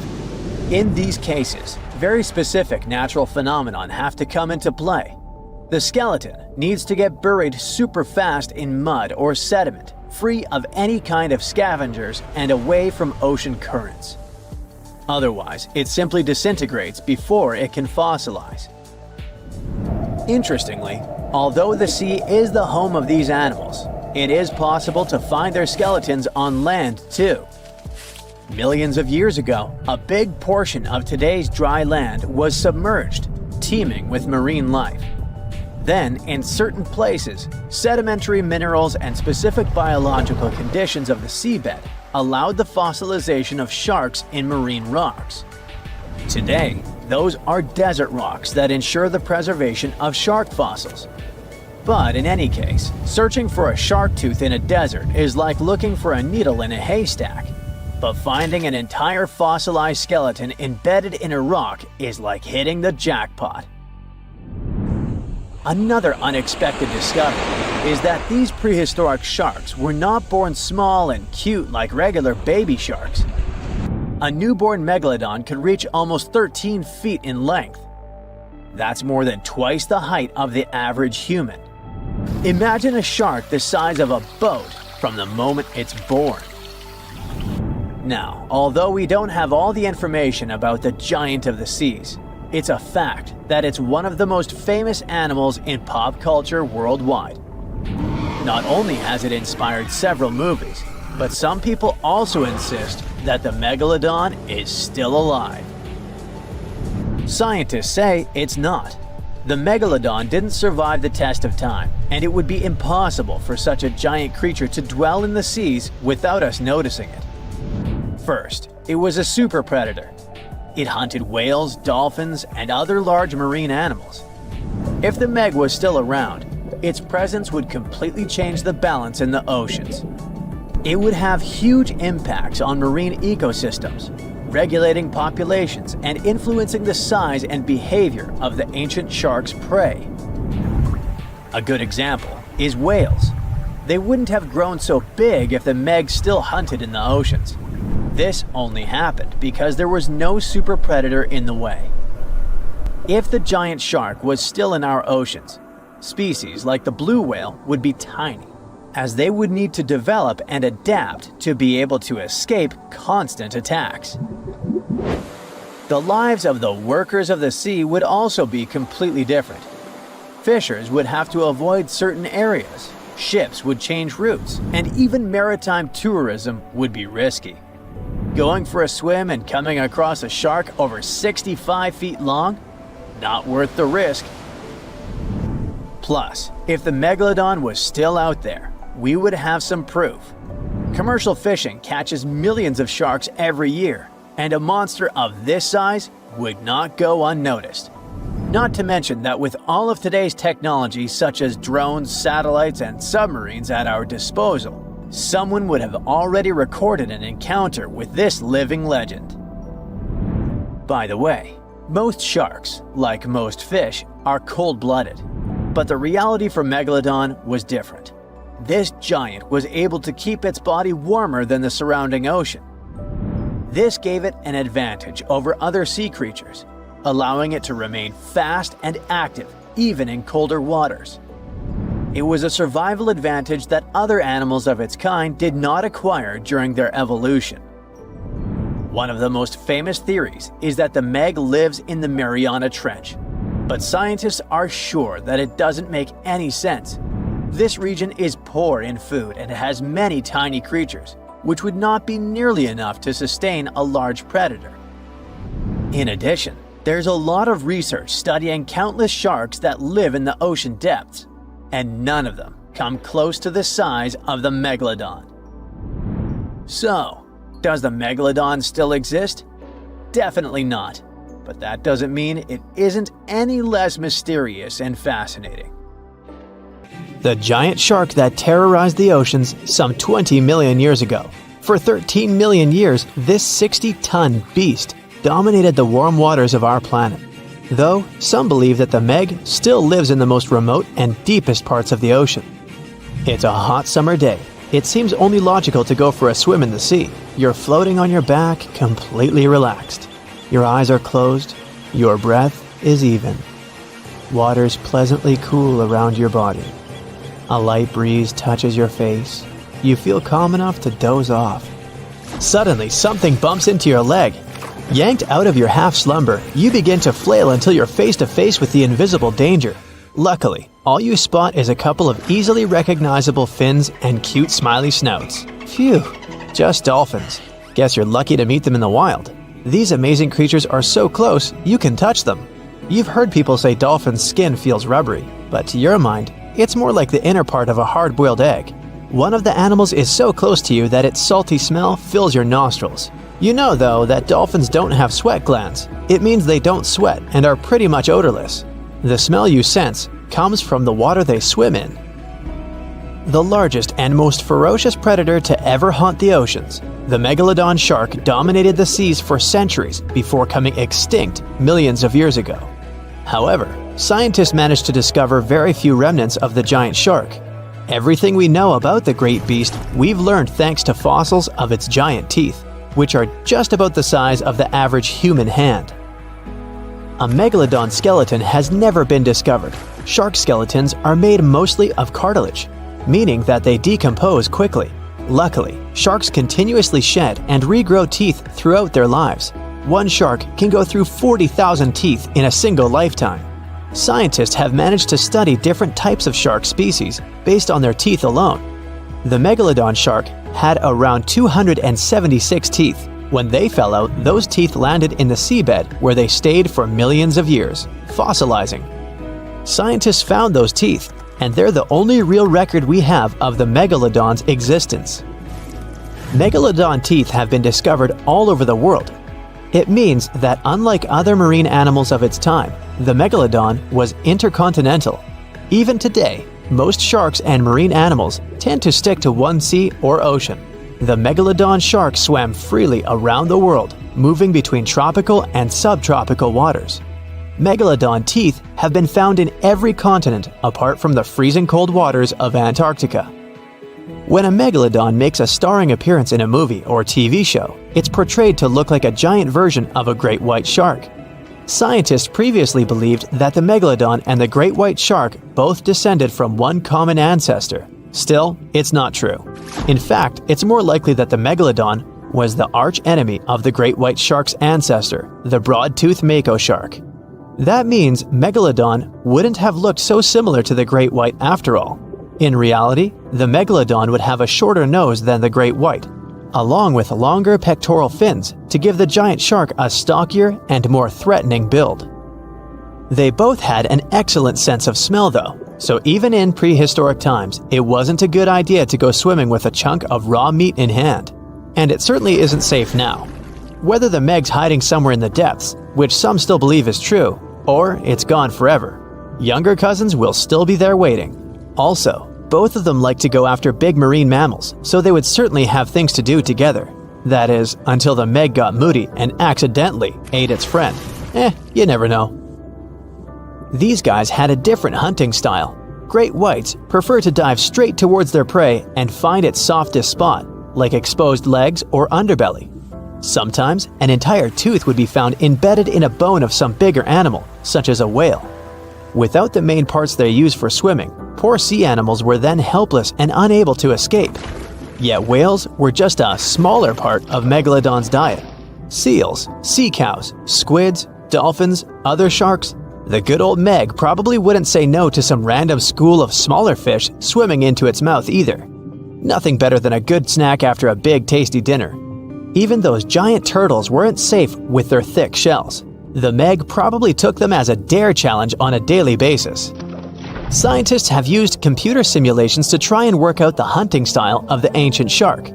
Using this technology, scientists have discovered that the megalodon's attack style was very different from that of modern-day sharks. Modern sharks dive straight for their prey's most vulnerable spot, for example, the soft underbelly of a seal. The megalodon's teeth were uniquely suited to biting through tougher areas of cartilage.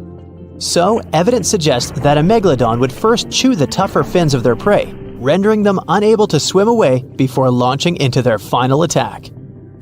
Some people believe that the megalodon is still alive today, lurking at the depths of the ocean's waters, but it's unlikely to be true. Megalodons are a warm water species, which means they would be unable to survive in the cold waters of the deep ocean. Most of the megalodon's potential prey live in shallower waters, meaning there would be very little for the megalodon to eat at deep sea level. Simply put, if there was an animal as big as the megalodon still living today, we would have spotted it by now. It is unlikely that you'll run into a meg though. The sharks, like us, preferred warm coastal waters. Deep ocean living would be too cold for the beasts, and food would be scarce. Their entire bodies would also have to evolve to avoid being squished by the enormous water pressure down there. It's unlikely they're still around, but not impossible. Some good news if you do run into one is that the shark is pretty unlikely to eat you. You are way too small a meal for the megalodon, even if you have a couple of friends with you. This guy eats whales that are over 50 feet long. If you're having a beach party though, it's a different story. In a beach full of swimmers, the shark very well might creep up, scooping several humans into its giant mouth without even chewing.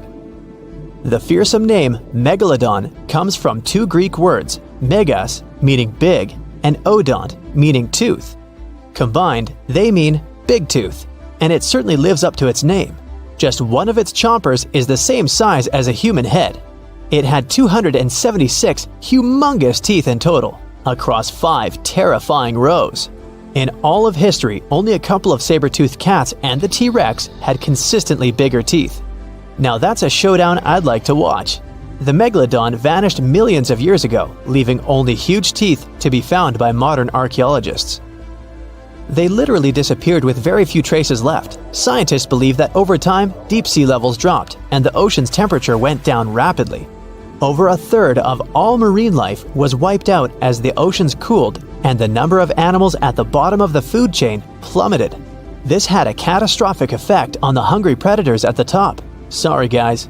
It became way too cold for these sun-loving sharks too, which made it difficult for them to reproduce since they gave birth in warm waters. The megalodon is usually described as a sort of great white shark, but this is just a common myth. In fact, the ancestors of today's great white existed at the same time as the meg, but they weren't best buddies and were even in competition with each other. The great white shark was a better hunter using its smaller size and agility to snap up the meg's prey quickly. They were also known to eat meg pups, who were only half their size. This didn't exactly help the whole extinction thing. While a great white was no match for an adult meg in a head-to-head fight, they sure weren't scared of stealing their food. This only left the bigger fish and whales for the meg, but its food supplies began to run out as whales swam to the cooler new seas. The whales adapted to prefer the colder temperatures, leaving our friend the meg behind. The megalodons either starved or were frozen into extinction by the Ice Age. Rather than a great white, the megalodon is more like a modern bull shark. It had a short snout, a flat lower jaw, and huge pectoral fins to support its massive weight and size. As scary as they are, these sharks were actually caring family guys. Several megalodon nursery areas have been discovered in Florida, Maryland, and Panama. They gave birth to their young in shallow water environments. We know this from discovering loads of tiny megalodon teeth found in these areas. I wonder if they had nannies too. Now, we as human beings have faced all sorts of challenges: ice ages, tough diseases, squabbles over real estate, and so on. But let's try to go way back to 400 million years ago, to the times when our oceans were ruled by sea creatures and the lands barely had any animals on them. Do you think you'd be able to survive there? We're talking about the Devonian period. It started around 400 million years ago and lasted really long, about 60 million years. It's named after Devon, England, where scientists first studied rocks from this time. The world was quite different then. Our planet featured 3 continents: a gigantic supercontinent, Gondwana, down south, a smaller one called Siberia up north, and another medium-sized one called Laurussia to the east. These landmasses were moving around and crashing into each other, making big mountains. Now, imagine if your time machine broke down and you ended up in this ancient world. You're now in a world where the land is pretty much a barren wasteland. You are surrounded by basic plants like mosses and ferns. This is the early Devonian period. There were no trees yet, but moss was everywhere. And wow, that's a lot of water! Around 85% of the Earth was covered by oceans during the Devonian, so you see many warm, shallow, oxygen-depleted lakes around you. The first thing you notice is that breathing seems a little harder. Well, don't panic. It's all because of lower oxygen levels, around 19%. It's still enough to ignite fire, and trust me, you'll need one, but prepare to feel a bit dizzy. Luckily, there are no huge predators to run away from, but you'll probably have to do a lot of swimming. Alright, at least the weather seems pretty nice, warm and steady. If you keep traveling, you'll notice that the land seems almost limitless. That's because we're on Gondwana, the biggest supercontinent of them all.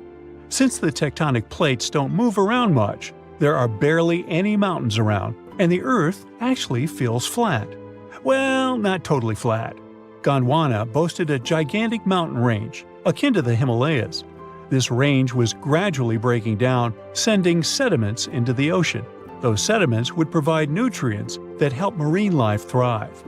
In any case, it really feels like a whole different planet. The landscape around you looks like something out of Mars, if it had water. The only question is, where is all the life? Underwater, of course. There's a reason why Devonian is called the Age of Fishes. Now, to be fair, it wasn't all fish.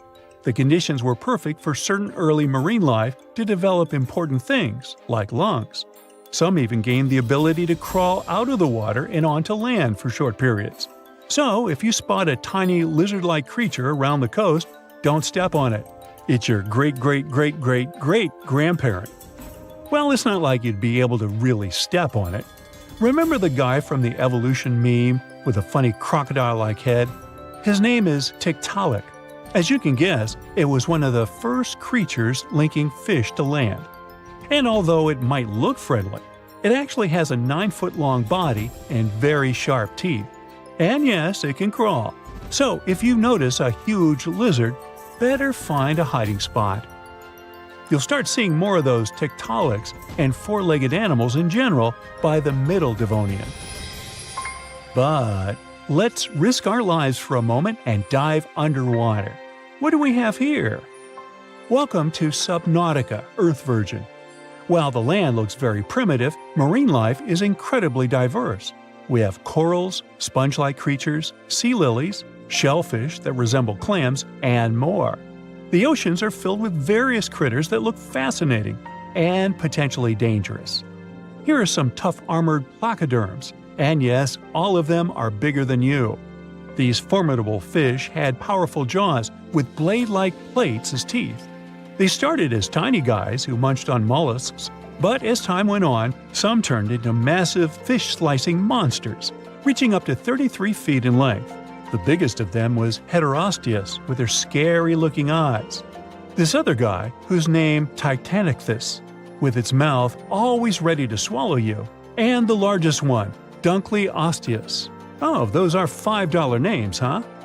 And here are some smaller guys. These are the shark ancestors, the cartilaginous fish. They had small, rough scales, fixed fins, and sharp, replaceable teeth. And finally, there are tiny ancestors of our normal modern sea creatures, bony fish. They're nice and pretty harmless.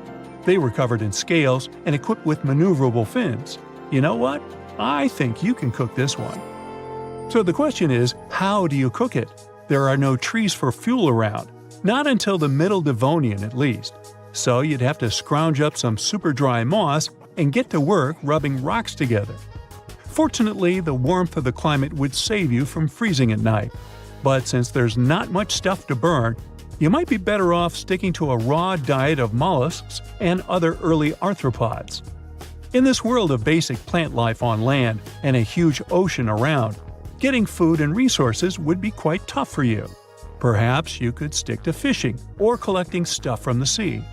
Overall, you'd have to be really clever to live off the small amount of plant life and maybe learn a thing or two from the sea creatures about navigating the oceans. In any case, you'd have to start from scratch. Surviving in the Devonian would be quite a challenge. Our bodies aren't built for living underwater or thriving in an environment dominated by early marine life. You need some shelter. Maybe you could try to build a basic house along the shores using dirt and moss, probably. You just need to create tools and shelters using whatever resources you can find. So, get creative. Also, get used to living without clothes, unless you make up a way to create a dress out of moss, seashells, and fish bones, all Little Mermaid style. Alright, to make it more fair for you, let's say you ended up closer to the late Devonian period. Hey, now things are looking up. At the end of that era, the first forest started covering our Earth. Now we had plants with spores, leaves and roots, and even the first plants with seeds. The land is slowly getting some life. Hooray to normal breathing again! We've got some little bugs, 4- and 6-legged critters. The first land vertebrates, early tetrapods, started showing up. They're pretty cool. Very early ancestors of mammals and eventually us humans. But hold on, Houston, we've got a problem. As plants started taking over the land and breaking the rocks with roots, they released tons of nutrients in the water and caused a chain reaction. The sea got filled with algae, greedy bacteria thrived, and since there was almost no oxygen in the waters, around 70 to 80% of the species vanished. Whoops. But hey, good news for you! Less oxygen-hungry predators in the water. However, now you have to watch out for your new land neighbors. Most of them aren't harmful, but it's better to watch out. But still, with more trees and plants around, you could make useful tools like spears, fishing hooks, and rope. During the end of the Devonian, you might even build yourself a tree house. Picture that, in a world with the first tree ever, reaching 90 feet tall with a super wide trunk. So, it seems like you'd be able to survive without much trouble. You might even turn into a vegetarian with all these plant options. And hey, no more itchy clothes. You could fashion something much more comfortable. And remember that dinosaurs are on their way. Until then, enjoy your time. Think you know what lurks in the depths of the ocean? While nearly 95% of our oceans haven't been explored yet, it's hard not to let your imagination run wild. But thanks to brave explorers, deep-sea cameras, and awesome archaeologists, we do know about some pretty incredible sea creatures living in our waters today, and millions of years ago. From the 9-foot spider crab to the 60-foot prehistoric megalodon, these sea dwellers come in all shapes and sizes.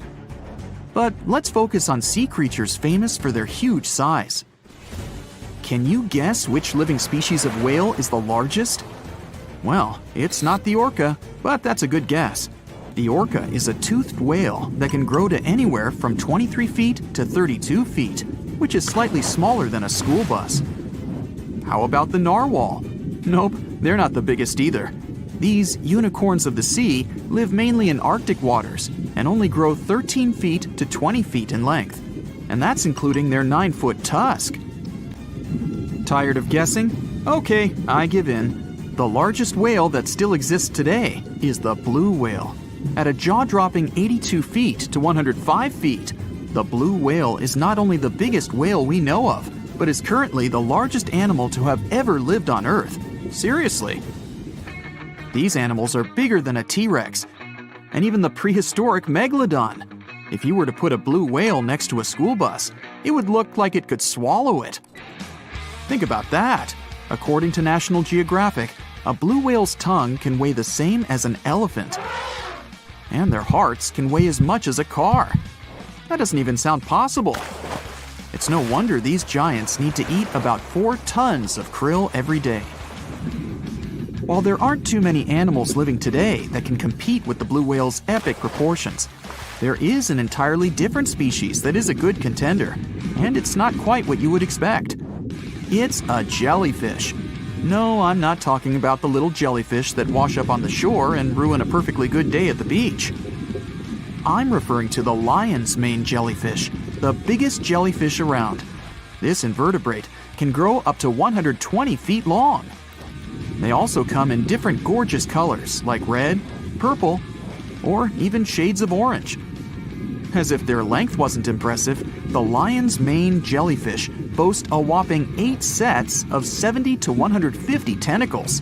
That means they can have up to 1,200 in total. And here's the giant oceanic manta ray, the largest type of ray in the world. Their wingspan can be longer than a bus. These guys can reach 30 feet in length. They also have the biggest brain compared to body size among all fish.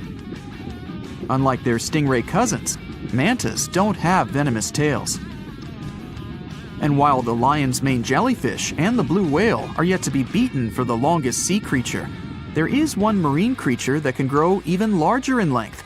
The Portuguese Physalia physalis, tentacles and all, can reach a length of 165 feet long, and that's according to mentalfloss.com. While this thing may look a lot like a jellyfish, it's actually known as a siphonophore, and there are hundreds and sometimes thousands of them that are genetically identical. Their long tentacles help the organism catch prey, and its sting is fatal to most animals, even humans in some cases. What's even creepier is that if one of the tentacles comes off the organism for whatever reason, it can float around the water for days before decomposing. Even if it's detached, this tentacle can still sting you. But don't go running out of the ocean just yet. Your chances of being hurt by a Portuguese Physalia physalis sting are pretty slim. However, if you do get stung, the side effects aren't pretty, with welts, stomach cramps, an elevated heart rate, and an upset stomach. While you don't want to go anywhere near these long creatures, they sure are pretty to look at. Check out all those colors. The Shastasaurus is the biggest marine reptile that has ever existed. These predators lived during the late Triassic period, about 210 million years ago. These amazing giants could reach lengths of up to 69 feet and weighed more than 75 tons. This made the Shastasaurus as heavy as a blue whale. And if you could stand this creature up vertically, it'd be as tall as a 7-story building. Despite appearances, the Shastasaurus was actually pretty slim for its size. Its ribcage was only 6 feet across. You'd think that this big guy was chowing down on other dinosaurs, but that's not the case at all. This reptile survived on a diet that consisted of small fish and cephalopods, like octopuses and squids.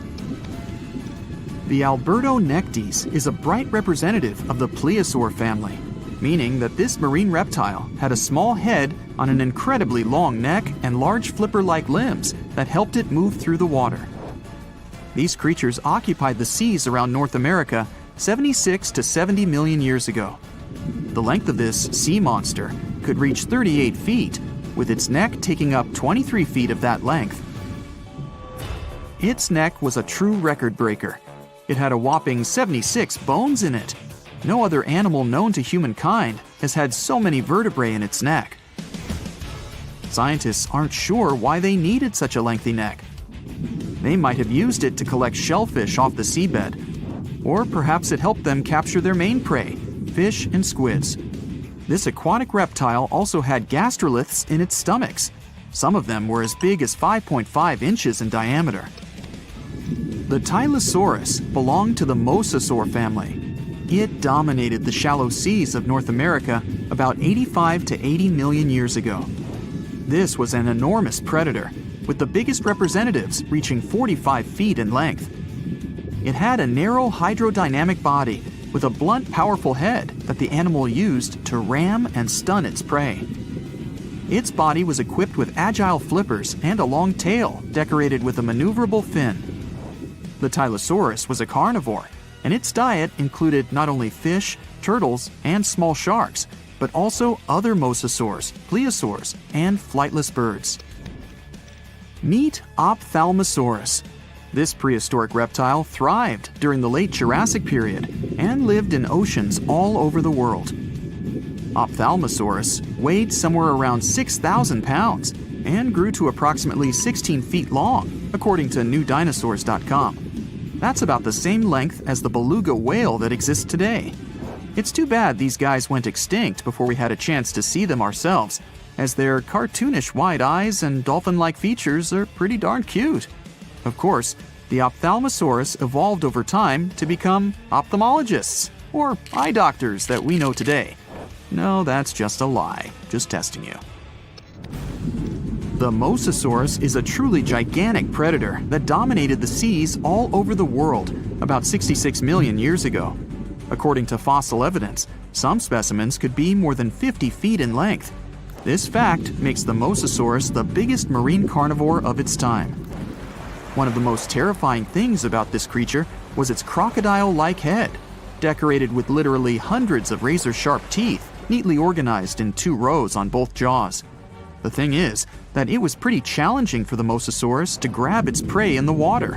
That's why it had all these teeth, plus something special: pterygoid teeth anchored to the bones on the roof of its mouth. This made hunting and holding onto its prey much easier. The Styxosaurus belonged to the plesiosaur family and lived during the late Cretaceous period, around 85 to 70 million years ago. Upon first glance at this dinosaur, you might mistake it for a sea snake, and it'd be an honest mistake. Styxosauruses were about 35 feet in length, but over 16 feet of that consisted just of their long snake-like neck. They had a comparatively small body and weighed approximately 4 tons. Their mouths were full of razor-sharp cone-shaped teeth that they used to catch fish.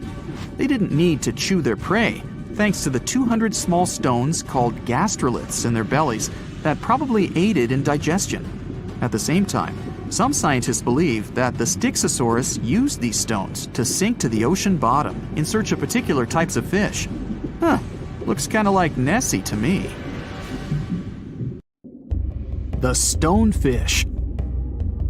Stonefish aren't going to win any beauty contests, unless the pageant is for best rock lookalike. Their tiny unreflective eyes and rough skin blend in perfectly with their environment. A large head, an even bigger mouth, and a home full of, it's rocks. And just because you're on the beach doesn't mean you're safe.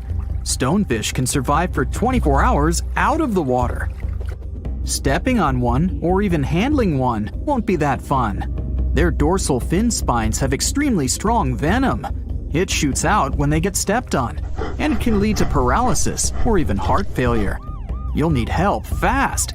No wonder they're one of the most dangerous creatures in the water, or anywhere. Be careful when scrambling around rocky areas. They love to play hide and seek. The deep-sea dragonfish. If there were a prize for the most hideous fish in the ocean, the deep-sea dragonfish would win. With slimy, scaleless skin, massive teeth, and a face only a mother could love, this bad boy of the sea is nothing to mess with. It likes to swim between 700 feet and 6,000 feet below the surface of the ocean, where the waters are the darkest and coldest. Along with some other creatures on this list, the deep-sea dragonfish relies on its bioluminescent body parts to catch prey. It also uses its hanging appendage, which boasts a little red light on the end, coming out from its lower jaw. Many fish mistake this little light for prey, luring them right into the jaws of the deep-sea dragonfish. Very clever dragonfish. Very clever indeed. The fangtooth.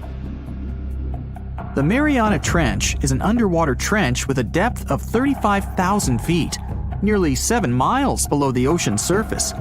Let that sink in.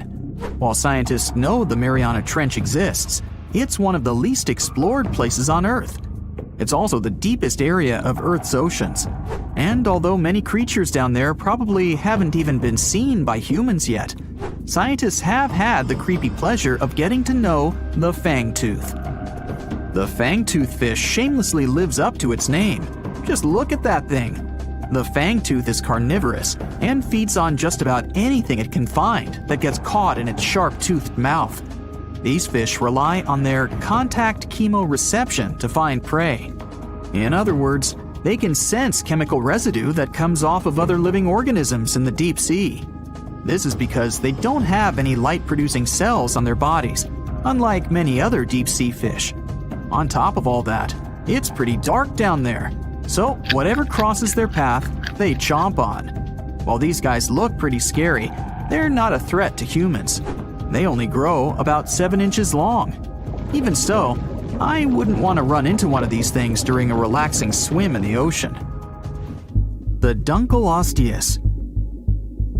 Strangely enough, this prehistoric fish, known as the T-Rex of the seas, had no teeth. Those were replaced with bony plates that allowed it to have the strongest bite among other monsters of its size. The Goblin Shark. If you thought the movies about sharks were scary, this next deep-sea creature will make you swear off going for dips in the ocean forever.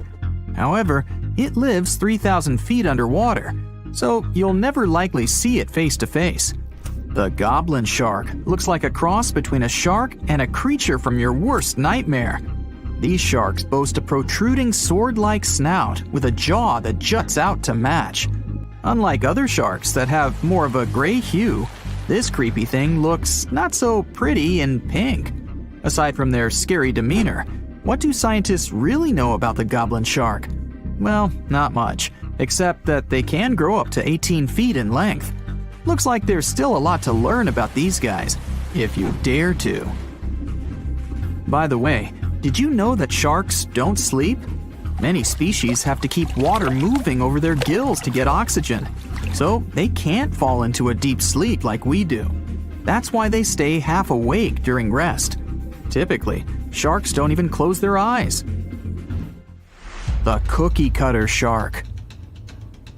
This shark is a living horror, with lower teeth being big and sharp, while the upper ones are much smaller. When its teeth fall off, the shark eats them to maintain calcium levels. Pretty smart solution for a shark. The Frilled Shark. Studying the frilled shark is like looking through a portal back to prehistoric times. That's because scientists think that these eel-like sharks haven't changed much since their oldest ancestors roamed the deep sea waters, so they're sometimes referred to as living fossils. These sharks' mouths are filled with a terrifying 25 rows of backward-facing sharp teeth, 300 in total. They're designed to grasp prey and hold them tight so they can't get away, according to early studies of the shark conducted in 1884 and published in the Bulletin of the Essex Institute. Luckily for swimmers, the frilled sharks live between 390 feet and 4,200 feet below the ocean's surface, so they'll probably never run into them. Probably. This is probably the worst nightmare of any dentist. The Northern Stargazer. Take a look at this cutie. The Northern Stargazer is definitely not something you'd wish to see on the ocean floor. This horrid creature hides its body under the sand, leaving its face above to wait for prey. The Tasseled Wobbegong. Here's another carpet shark on our list. It lies low on the bottom of the sea and patiently waits for its prey to come by. The Australian Ghost Shark. The Australian ghost shark isn't really even a shark, but a very bony fish. It's also a living fossil. It hasn't changed within the last 400 million years. Believe it or not, sharks and humans have a common ancestor that lived around 440 million years ago. Even though we both evolved in our own way, there are still some signs of that connection. For example, the genome of an elephant shark is very similar to humans. The Leopleurodon. This list of terrifying creatures would be incomplete without mentioning the terrifying and prehistoric Leopleurodon. This carnivorous marine reptile existed during the Colovian stage of the Middle Jurassic era and ruled the waters at 9 feet in length. Scientists believe Leopleurodon thrived in this deep-sea trench because of its ability to swim long distances and its 4 paddle-like limbs. While they probably weren't able to propel themselves toward prey like other animals of the area, they did manage to accelerate and attack very ruthlessly and efficiently. Additionally, they relied on their long snouts to smell prey, which leads scientists to believe they didn't rely on sight for hunting. This means they could have thrived in the dark Mariana Trench. Around 150 million years ago, Leopleurodon became extinct due to competition for prey against other thriving marine reptiles. And I think I speak for all of us when I say, thank goodness for that. Considering that scientists have only explored 5% of the ocean floor and found some of the scariest sea creatures imaginable, one can only dream of what other animals reside in the deep sea waters. Perhaps it's best to keep them in your imagination. Am I right? The megamouth shark. This shark is a filter feeder, and it's friendly to humans, although its huge mouth can look quite threatening. Like basking sharks, it swims with its mouth constantly wide open, as if it were on Twitter. The gulper eel. This deep-sea eel has an easily distended belly that allows it to swallow prey twice its size in a single monstrous bite. They have very unusual jaw shapes and can reach about 2 to 3 feet in length. Do you see that large log near the ocean floor? Maybe it's part of an old ship. Treasure, gold, diamonds, I'm rich! Well, as you get closer, you notice something. It's swimming! It's not a shark or a dolphin, it's a saltwater crocodile! Now don't panic. If you bump into one of these reptiles in the sea, it's unlikely it'll think of you as food. Crocodiles have a special valve in their throat that stops them from drowning underwater, but that doesn't mean they can't bite. Usually, they're heading to a nearby island, and the quickest way there is to body surf. They can't really take the ferry, you know. Watching one from a distance should be okay. Just don't swim to shore right away. They love to ambush their lunch in shallow water. If there's one time I'd want to see a great white shark, it's when I'm diving with crocodiles. They'll gladly take a crocodile-sized nibble, given the right motivation. The water is bubbling under the fishing boat as if something is coming up out of the water. It gets closer and closer. The water seems to boil. Suddenly, you see giant jaws and glistening teeth. Seconds later, a huge shark jumps out of the water and crushes the boat in one bite. It was the megalodon, the largest fish that ever existed on Earth. Now, we pictured the megalodon as this, an enlarged version of the white shark for a long time. But scientists continue to argue about its appearance. So far, they agree that the image of this giant shark was wrong. Here's the data that scientists are sure of. Size, about 50 feet long. That's as big as a school bus and comparable to the length of a subway car. 8.5 times the height of an average person. Let's compare it to the modern white shark. The megalodon is 3 times bigger, but that's just a rough estimate. We don't have a fully preserved skeleton of the megalodon. That's because it didn't have any bones, but cartilage. Not much of that left in the 3.6 million years since the megalodons went extinct. All that survived were teeth and a few vertebrae. By comparison, dinosaurs went extinct about 66 million years ago. But their solid bones are perfectly preserved, and we have many different examples of their skeletons. Scientists have calculated the size of a megalodon based on its teeth and jaw. Now, this is one tooth. It's about 7 inches long, bigger than the palm of your hand, and 3 times the size of a modern white shark's teeth. The megalodon jaw was 6 feet wide and chalked up 5 rows of teeth, a total of 276 razor-sharp chompers. The other preserved remains are the vertebral column. It consists of 150 vertebrae, each 6 inches wide. They contain much calcium because, well, megalodon love fresh cold milk. Nah, it's because the vertebrae had to withstand the enormous mass of a giant shark. Based on those fossils, scientists created a model and calculated only the approximate size of the megalodon. But it could hardly have been any bigger. It's all about breathing. The bigger the fish, the more oxygen it needs, which means a larger gill area. That's the organ that filters the water and collects oxygen. If the megalodon were any larger, it would have trouble breathing. So, scientists believe that 50 feet is the maximum size of an individual. On average, they were a few feet smaller. Whew. Now, let's talk weight. On average, one megalodon weighed about 30 to 35 tons. By comparison, a white shark weighs 1 ton, which is 30 times less. Hey, trust me. A school bus is 4 times lighter at 7.5 tons. The weight of a megalodon can be compared to an empty Boeing 737. But the modern blue whale beats the megalodon in size and weight. 98 feet long versus 50, almost twice as long. Blue whale's weight is about 180 tons. That's like 6 megalodons or 6 passenger planes, or like 33 adult elephants. Hey, don't you love the comparisons? Now, about the appearance of the megalodon. Scientists believe it didn't look like a white shark. The megalodon belongs to a different fish family and most likely looked like a giant sand tiger shark. Flattened snout, small eyes. Its dorsal fin is moved backwards. The sand shark has 2 dorsal fins about the same size. The coloration is light brown with a white belly. It may have had brown-red spots like a sand shark all over its body.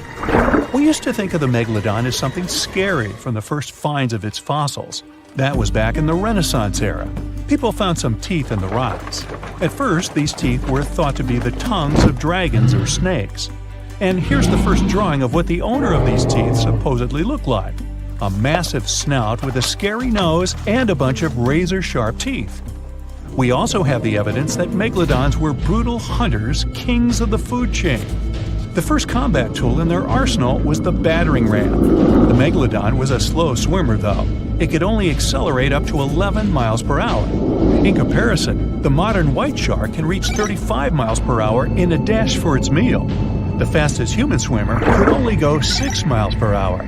Well, good luck with that. But the megalodon had incredible mass. Though slow, its battering ram had tremendous power. The megalodon would take its prey by surprise. It had only one chance to hit it. If it missed, it would take too long for a second round. The maneuverability of the megalodon was comparable to a large truck. But if the ram was successful, the prey was stunned and couldn't move. At this point, the megalodon aimed at vulnerable spots, like the fins and tail of the prey. Scientists have found many ancient whale remains with megalodon tooth marks. It turned out that the giant shark knew where its prey's vital organs were located and could strike at them. When the prey was immobilized, the megalodon bared its teeth. An adult person could easily fit into its open jaw at full height. And according to various estimates, the bite force of the megalodon was almost 11 tons. Now imagine the weight of 3 SUVs concentrated at the tip of a sharp tooth. That's 9 times the power of the largest white shark bite, and 6 times the power of the modern record holder for biting, the saltwater crocodile. Here, look at a map of where the remains of the megalodon were found. South and North America, Europe, Asia, Australia. It was the master of all seas and was comfortable anywhere on our planet. We've even found some remains of the giant shark in freshwater sediments. Perhaps it wasn't afraid to enter rivers to hunt. Now, other scientists say that maybe the megalodon wasn't even a predator, all because of its size. It couldn't swim fast. It couldn't even make short dashes like the white shark. If prey tried to escape, the megalodon didn't rush into pursuit because it could never catch up with it. Another problem is the skeleton of the megalodon. The cartilage is weaker than the bones, so the musculature of the giant shark was not as massive and robust in the first place. The megalodon may even have been a scavenger and never got into fights. This is one of the reasons why ancient sharks became extinct.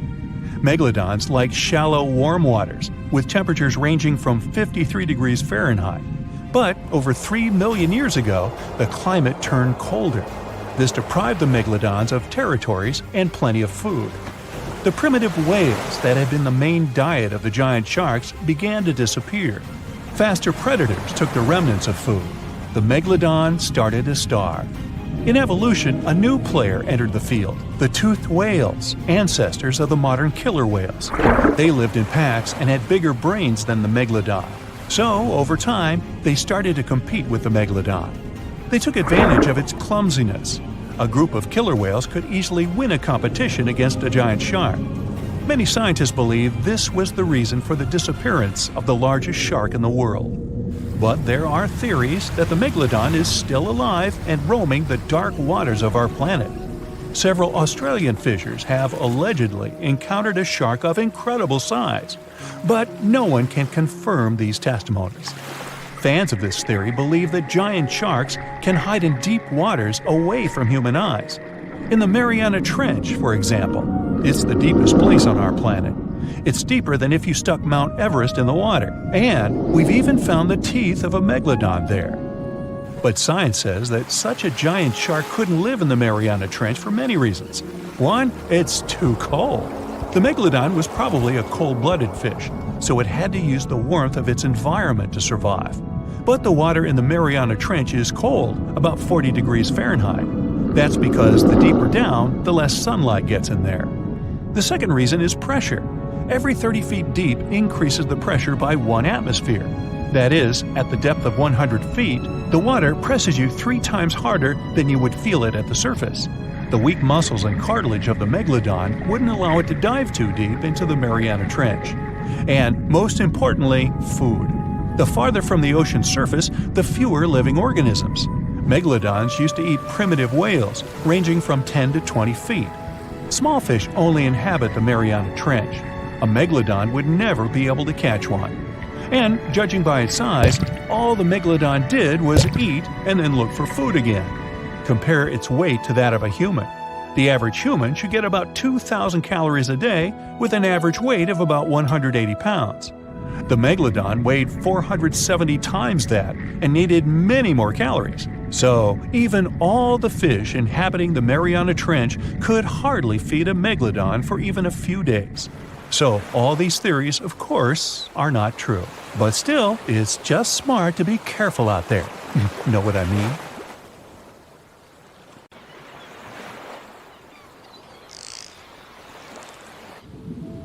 A pod of dolphins is happily playing near the water's surface in the North Pacific Ocean on a sunny day. They're about as happy as can be until the surface of the water begins to ripple. It becomes more pronounced, like a possible tsunami or an underwater volcano preparing to blast. Their instincts tell them to hightail it out of there, but they don't know which way is the safest path out. Abruptly, a tremendous roaring sound fills the air. The water explodes outwards as a giant whale bursts into the air. Hello, mama! Wait, that's no whale. It's an ichthyosaur, a giant sea dragon-type monster from the Triassic period. It's a massive 55 feet long and weighs 45 tons. It doesn't look too dissimilar to a dolphin, but this sea monster isn't any cousin. The dolphins scatter back beneath the water. Fortunately for them, the ichthyosaur is not interested in having them for lunch. It's merely playing as well. This particular species is far more used to eating marine mollusks, smaller fish, and squid. But there's nothing in sight, so it disappears back below the surface, swimming majestically with its huge fins and long eel-like tail. It had once roamed the land, but like other prehistoric land reptiles, including modern-day whales and dolphins, it returned to the sea and evolved over millions of years. Its limbs have been transformed into flippers. Some species had digits on their flippers, or phalanges. They could almost pass for human hands. Well, hello there. Some possessed a dorsal fin. Their heads were pointed, and their jaws contained conical teeth to catch smaller prey. They had large eyes, probably used for seeing in deep waters. Their tail fin made for a powerful stroke. Like some other sea creatures, they could breathe air and were warm-blooded. They were sleek and as beautiful as some of today's ocean creatures.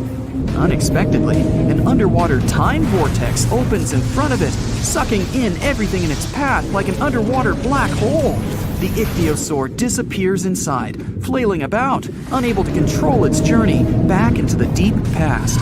Soon, it spat out again into its own natural timeline of the Triassic period, during the early dinosaur age, approximately 247 million years ago. It swims with others of its kind. They lived in herds or hunting groups. While varying forms evolved worldwide, such as the smaller Mixosaurus, let's stay with this one because it will eventually find its way into modern human hands.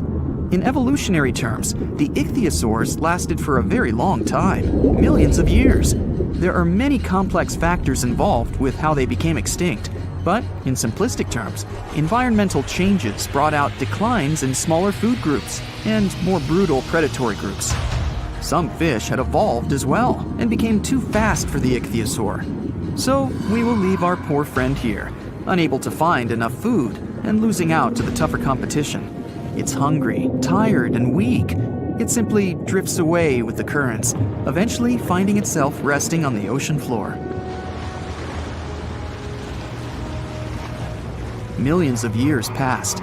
During the Triassic and Jurassic era, sea levels gradually ebb away, exposing vast regions of the desert. The area we're focusing on became Nevada, in the western part of the United States. During the Cretaceous period, a volcanic island chain formed. Geological upheaval continued, bringing the ocean floor up into modern mountains. Embedded in the rock, well, you can guess, not only ancient invertebrates, but more modern creatures such as mammoths and giant sloths. What an incredible array of wildlife!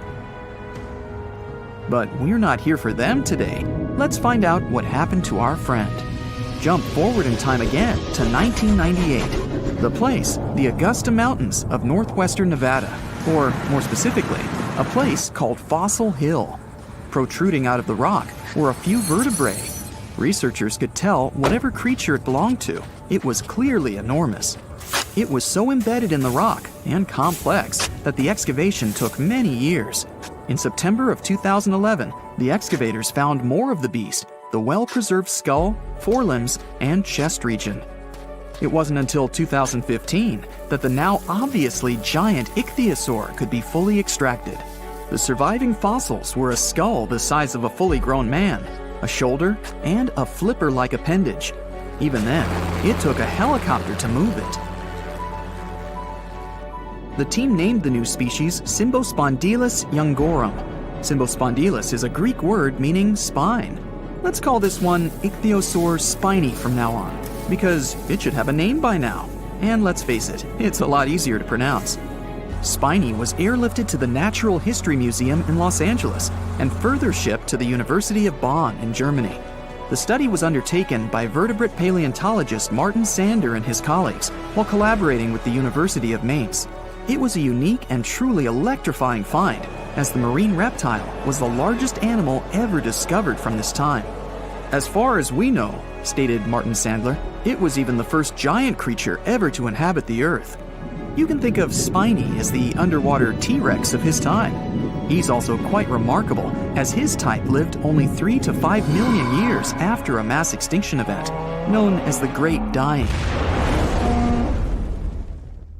It happened roughly 252 million years ago. It took out approximately 90% of the world's life forms.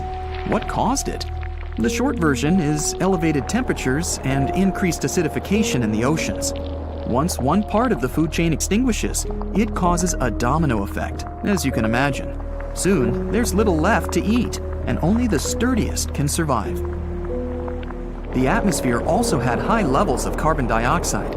Theories argue that giant volcanic eruptions caused this in Siberia, known as the Siberian Traps. It was the largest volcanic eruption in the past 500 million years. The eruptions lasted a staggering 2 million years. Large volumes of basaltic lava covered a large area of Siberia. Even today, the site is covered by about 3 million square miles of basaltic rock. Other theories say that an asteroid caused the Great Dying, rather than the volcanoes. In any regard, the impact was the same, and 81% of Earth's marine species and 70% of the land-based vertebrate species were no more. There have been numerous mass extinction events, but Spiny's size and existence are extraordinary compared to the Great Dying. It usually took 9 million years for species to recover and grow to this size, but he came into being in less than half that time. Using sophisticated computer models, the researchers examined the likely food web running through the area now known as Fossil Hill. They recreated the ancient environment through the available data. finding that marine food webs must have supported giant creatures like the ichthyosaurs. The theory is that our spiny fed on a diverse and rich diet of marine mollusks, known as ammonoids, that flourished from 1 to 3 million years after the Great Dying. The now extinct ammonites filled the ecological void following the mass extinction and had excellent living conditions without much prey to interfere with them. Ichthyosaurs also evolved rapidly because they were the first more giant creatures to populate the world's oceans. The mollusks they fed off were also exposed to less competition. Spiny had a massive food supply. He chowed down like there was no tomorrow. Unlike whales that become large due to eating foods like plankton, Spiny and his fellow species grew big on the ammonites, and it took them a much shorter time. That's a good message for you kids to eat healthily. The exciting thing for us today is that these results show that marine ecosystems can build up and respond well to such dramatic changes as climate, atmosphere, or water conditions. They may have had different pathways, but some ichthyosaurs and whales have similarities. They both have large sizes and a lack of prominent teeth. Sperm whales dive deep to hunt giant squid. Spiny hunted similarly. They use a type of filter feeding to extract the food from the water. Our friend likely ate fish and possibly squid, and ever smaller ichthyosaurs. Ouch. Other ichthyosaur forms had lots of teeth, with a skull more like a giant lizard. They had razor-sharp teeth. Ichthyosaurs swam the ancient oceans for nearly the whole of the dinosaur age. Ichthyosaur fossils have been found in many other countries, such as England, Norway, Japan, Germany, Colombia, China, and Australia. They were the underwater planet rulers of their day. As the sun sets 250 million years ago, we might imagine Spiny having a better outcome than he ultimately did, and popping his head out of the water to watch the orange hues of the pristine sky. He pauses for a moment before, once again, dipping underwater to join his friends, swimming happily away with the herd, looking for food and adventure in the deep blues of the Triassic Ocean.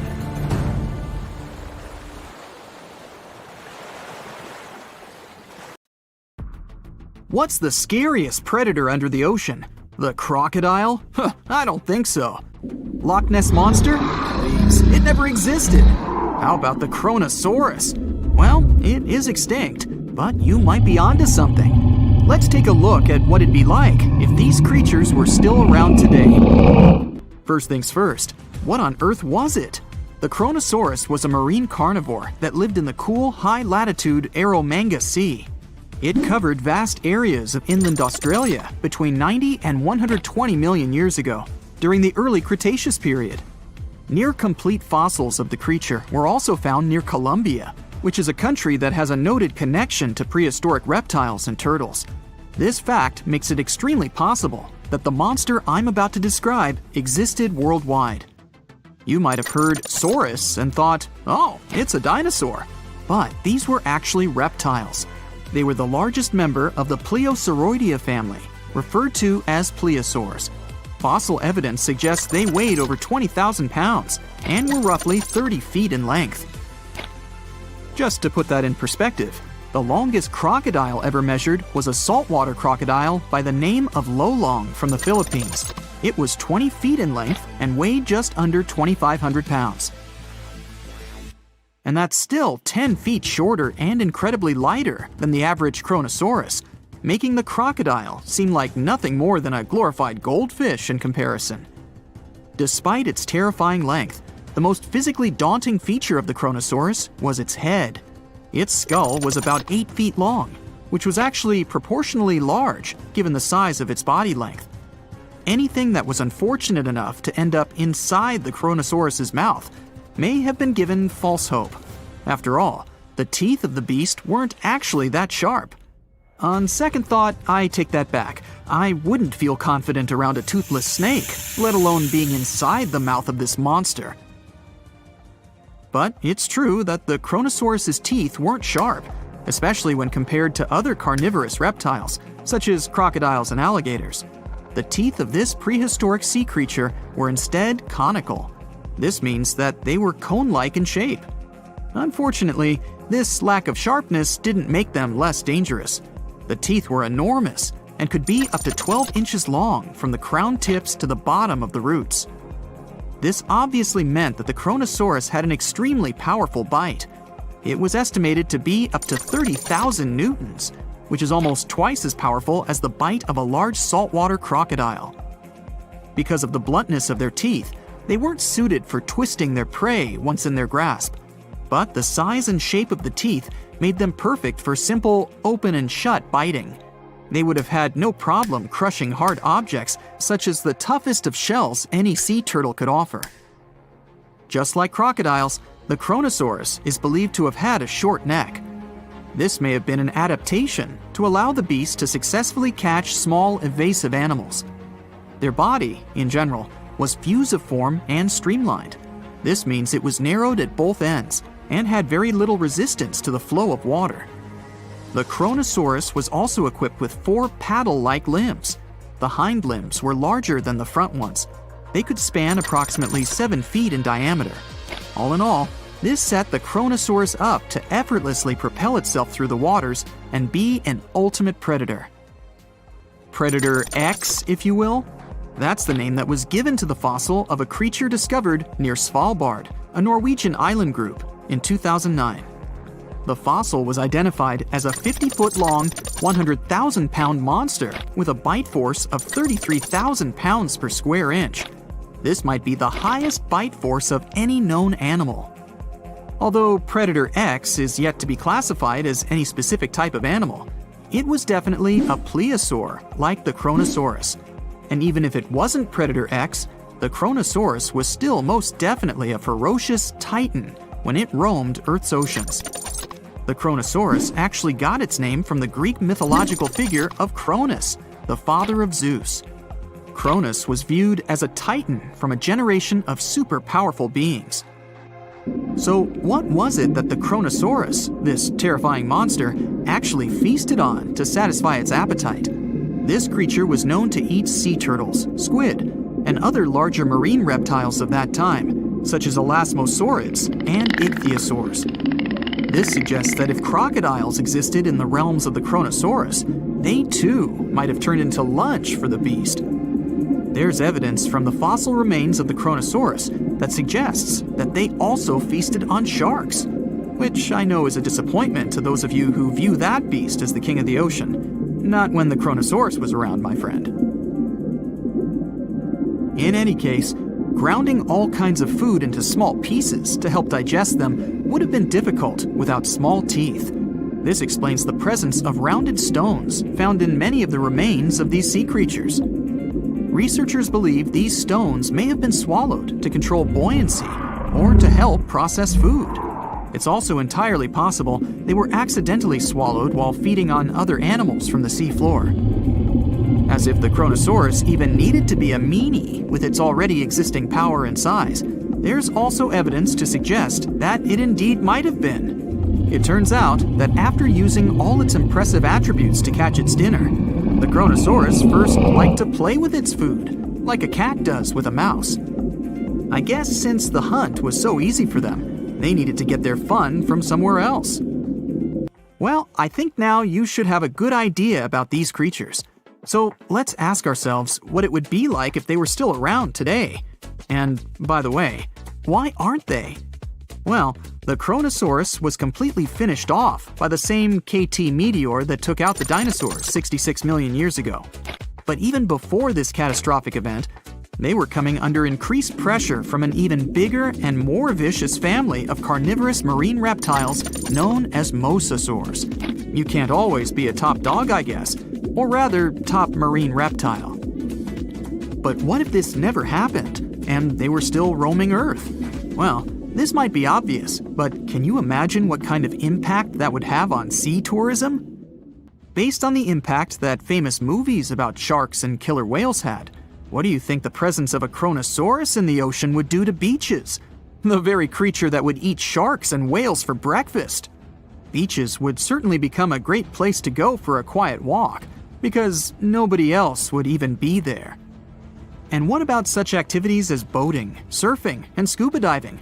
You think anyone would dare try them, knowing that this 30-foot beast could be lurking beneath them? Let's give humans some credit and assume most of them wouldn't. This would cripple the global sea tourism industry. which is responsible for earning roughly $143 billion every year. Just to make sure this shocking point hits home, the most expensive yacht to ever roam the ocean was called the History Supreme. Its master bedroom was believed to have a statue made of T-Rex's bone and a wall made of meteorite rocks, as well as a 24-karat gold panoramic wall aquarium.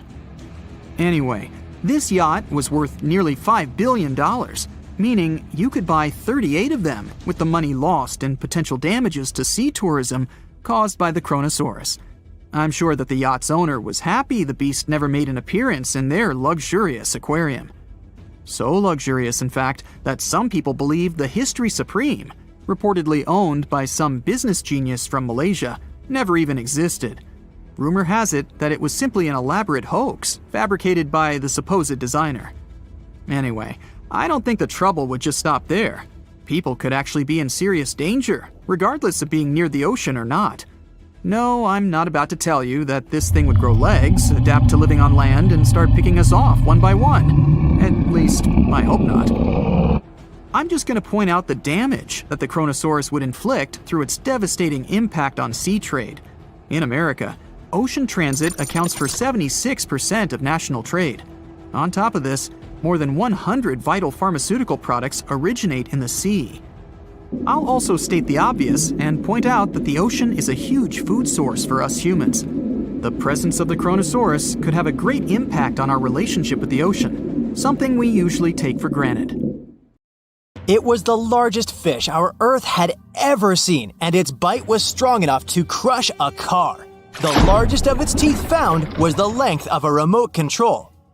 It consumed about 2,500 pounds of food a day. That's like 3,300 cans of tuna for you. The earliest megalodon fossils are from about 20 million years ago, but you won't see its skeleton, and that's because the mighty Meg had no bones. A skeleton made from bones gives most animals their body shape and strength. Sharks, though, come from the same subclass as rays, skates, and sawfish and have cartilage instead of bones. Cartilage is a tissue that is softer and more flexible than bones, but it's still tough enough to shape the body and protect the internal organs. Some areas are more flexible, since cartilage is weaker, and some, like the shark's head, are much tougher thanks to calcified cartilage. Their snouts, though, are made of really soft and flexible cartilage to work like a bumper in case of a collision with some dangers. Who knows if they'd be able to do all this with a heavy skeleton? Plus, cartilage makes their jaws more flexible, and they can open their mouths much wider than they would with a jaw made of bone. Our hero, Meg, was no exception, and it had the strongest bite of all living creatures, which was also made possible by a skeleton made of cartilage. Sharks take full advantage of their cartilage. It helps them swim and turn fast while hunting.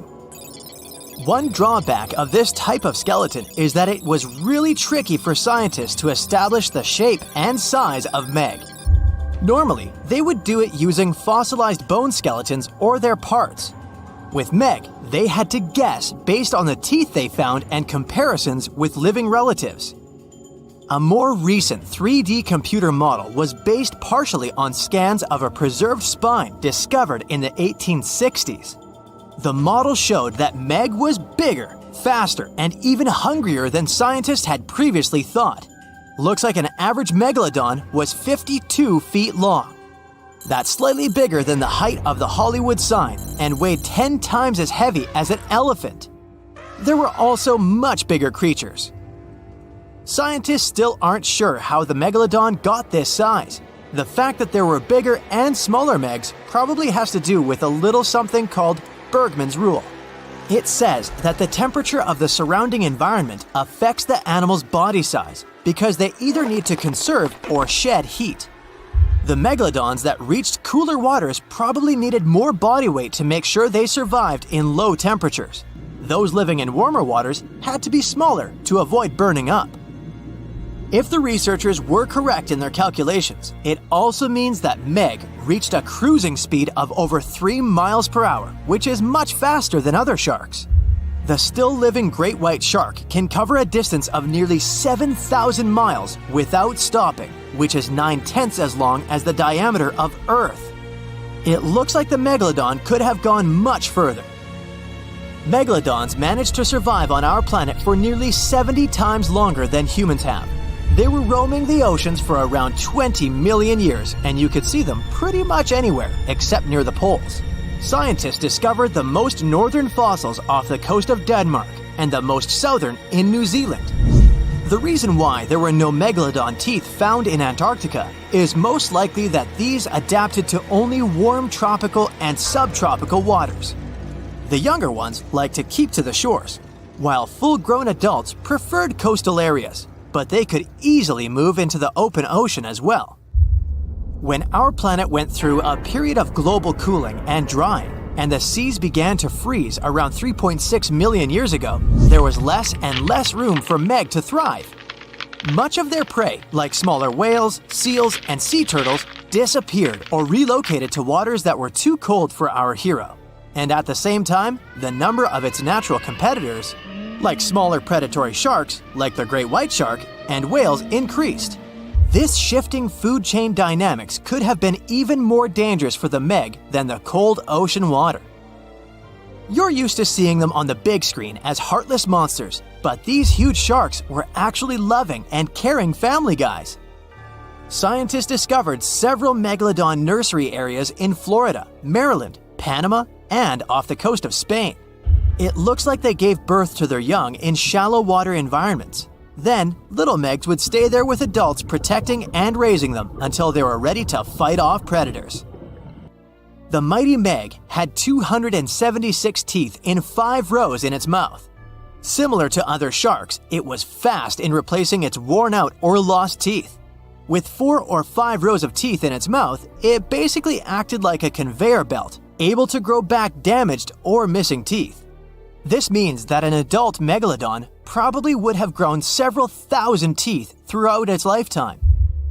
Although the great white shark is often mentioned as Meg's closest relative, they'd hardly be distant cousins.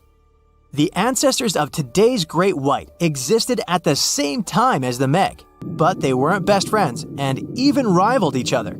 The great white shark wouldn't win in a head-to-head fight with a Meg, but it was a better hunter using its smaller size and agility to snap up the giant's prey quickly. This only left the bigger fish and whales for the Meg, but its food supplies began to run out as the whales swam to the cooler new seas. Rather than a great white, the megalodon is more like a modern bull shark. It had a short snout, a flat lower jaw, and huge pectoral fins to support its massive weight and size. We also speak of Meg as an extinct giant, but can we be 100% sure it isn't hiding somewhere as we speak? After all, we've only explored 5% of our oceans altogether. The Mariana Trench is the deepest oceanic trench on Earth, and you could dip the whole of Mount Everest in its deepest part, and over a mile of it would still be above the surface. If a megalodon or two needed a place to hide, that would be the perfect spot. It wouldn't be the coziest place to live, though, with its cold water and total darkness. Plus, the pressure there is 1,000 times stronger than at sea level. So, if a Meg really were hiding down there, it would have serious issues with its teeth, because calcium would dissolve under that pressure. To survive here, it would also need to learn to navigate in complete darkness. That means it would have either become bioluminescent or evolve to grow massive eyes like the giant squid. If the Meg were still around and true to its dietary choices, it would have to eat smaller fish, and that would be a problem for us humans. Especially those of us who love fish, that is. And the ocean isn't cooling down these days. The megalodon would love its temperature and would thrive and reproduce faster than ever. Those giants would create some massive problems for cargo ships and cruising vessels. In case you're now scared at the thought of meeting a megalodon, relax. Most scientists don't think it's possible because of our hero's size. Most foods that megalodons like to eat live in shallow ocean areas and not in the deep, deep sea. Meg would need to come up for dinner every now and then, and it's kinda hard to miss a creature this big. They're both giant prehistoric creatures to us, but the megalodons and the dinosaurs never actually coexisted. The dinosaurs probably died out about 66 million years ago. Megalodons seem to have appeared a bit later. Most of the ocean is still shrouded in mystery, whether we're talking about dark corners or creatures that are hiding in the depths. But sometimes it gives us a peek into scary things it hides in its cold, dark depths. Like when you hear on the news that there are some deep sea creatures washed ashore after a powerful storm once again. Some just look weird, while others are real monsters that live at depths of more than 3,300 feet. The coldest and deepest parts of the ocean have created one specific phenomenon called gigantism. So, sea spiders, squids, worms, and many other animals, mostly invertebrates, or creatures without backbones, they're all way bigger and scarier than the versions we see in the more shallow areas. In the Pacific depths, you can see a sea sponge as large as a minivan. Or what about the colossal squid that lives in subantarctic waters and is nearly 14 times longer than the arrow squid, a type that mostly lives in New Zealand? Researchers found many of these underwater monsters in the abyssal zone of the ocean. Back in 2021, the researchers showed images of the giant phantom jelly. It was at a depth of 3,200 feet. Its tentacles were 33 feet long. Wow, I wouldn't like to face that one on the beach. It probably eats only small fish and plankton, but it can swim to depths of more than 21,900 feet. And down there, this giant jelly doesn't have enough food. How does it survive then? Scientists haven't figured it out yet. And there are even more questions related to the giant squid, the biggest one ever found. This monster is 43 feet long, with a weight of nearly a ton. Imagine if those tentacles would grab your car, or something like that. They would smash it like it was a toy. There's no light in the abyssal zone. Sun rays just can't penetrate that deep. So there's no algae or underwater plants there. Local animals mostly eat snow. Marine snow is not like the regular one you build a snowman with. It consists of any small flakes or remains that fall from the surface of the ocean. Maybe even some leftovers that animals up there couldn't eat. So it's not much. But apparently, it's enough for very large creatures that hide deep down there, like giant squids. Squids that generally live at such depths don't bother going after their prey. They just wait until the poor animal swims right up to their long tentacles and falls into a trap. It may not be the best method ever, because not many animals will even swim into these dark, cold parts. But it's the method that saves energy. A giant squid eats only 1 ounce of fish daily, which is approximately 45 calories. That's nearly 50 times fewer calories than an average person should eat per day. So when a squid gets 1 fish, it saves it for a couple of days. I hope giant squids won't get the idea to go to the surface and look for food when there's not enough of it in the abyssal zone. And I hope even more that giant Greenland sharks won't get that same idea. You can find them at depths of up to 7,200 feet. They're twice as slow as we usually walk. They swim at a speed of 1.12 feet per second. Their slowness is part of the energy-saving mechanism that creatures down there need to survive. But they can speed up in the form of short bursts when they need to catch prey. But they kinda change their diet from predator to scavenger, considering their environment. There will be more leftovers falling from the surface than animals to go after. Greenland sharks grow just 0.4 inches per year, and they're mostly 20 feet long, which means they live for a very long time, sometimes up to 400 years. They also have a slow metabolism, and that's one of the main factors for their long life, too. Greenland sharks like to spend their time in cold waters. They're adapted to that, since their tissues have specific chemical compounds that prevent the forming of ice crystals all over their body. That means they have some sort of natural antifreeze. So what makes them so big? Scientists are still not sure, but some theories try to explain it. There's this thing called Kleiber's rule that says bigger animals tend to be more efficient. Just take a small fish and compare it to a whale with a mass hundreds of times bigger. The whale has a greater metabolism. It conserves energy more efficiently and loses less of it to the surroundings through heat. Moving on. Bigger animals can ingest bigger prey. They're more likely to go through tough issues in their environment or defend themselves from predators going after them. Also, the body gets bigger when temperatures are lower. The Greenland shark is a perfect example. So are giant sea spiders. Sea spiders are generally common, and you find some very small ones at 0.04 inches. But in deeper parts of the Antarctic, they become 3-foot-long giants. They grow so big because the cold water has more oxygen. That way, more of it diffuses into the animal's body, and that allows it to grow bigger. Yeah, both as a creature and a nightmare. And how about this giant tube worm? Researchers found it accidentally while they were exploring the mysteries of the Pacific Ocean floor. They stumbled upon unusual hydrothermal vents. Volcanic heat is a thing that gets them going. As water seeps down through faults or cracks in the rock, these vents change their direction. When the water gets out of the vent, it's rich in different minerals and chemicals. Most animals wouldn't survive being around this toxic soup of chemicals, but not these tube worms. They came as a true surprise, because not only are they not bothered by these toxic vents and the almost boiling temperature of the water, but they developed entire ecosystems there. They're unique because they don't need sunlight to survive. Instead, small bacteria are their main source of energy. That bacteria gets their energy directly from these toxic chemicals. So it's not photosynthesis, but a process called chemosynthesis. And these tube worms don't have mouths. These bacteria live inside them. Strange story, huh? Plus, these scary worms reach up to 8 feet. Giant isopods are no better either.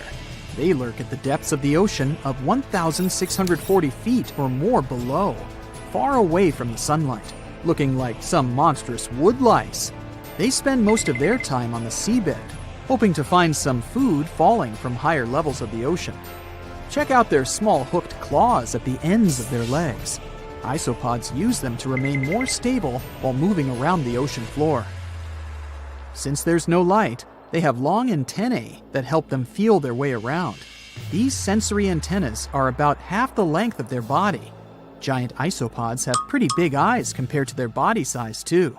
They can grow over 12 inches from head to tail. And these fellas are really patient.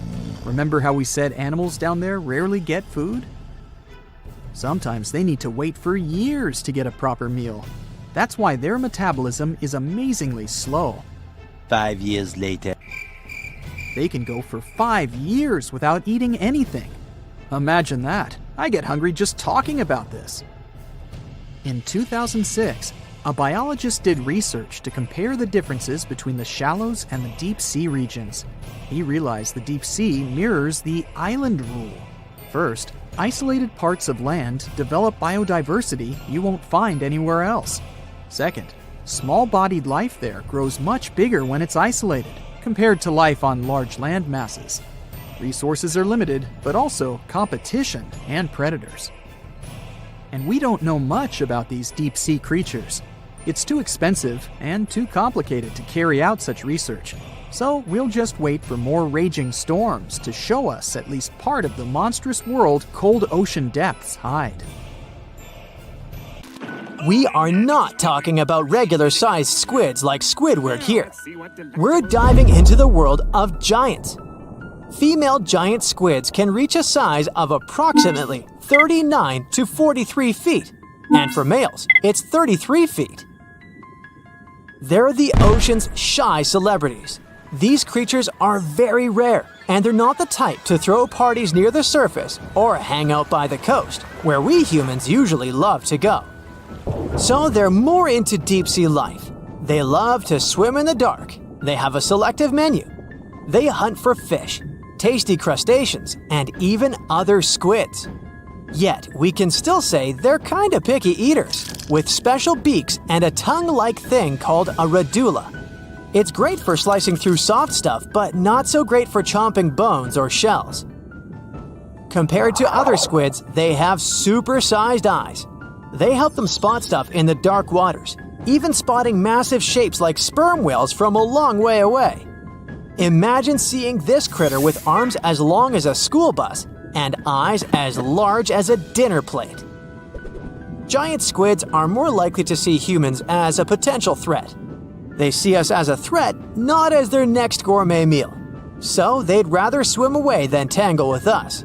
Since they hang out in the deep waters, it makes them a bit of a mystery to study, even for researchers.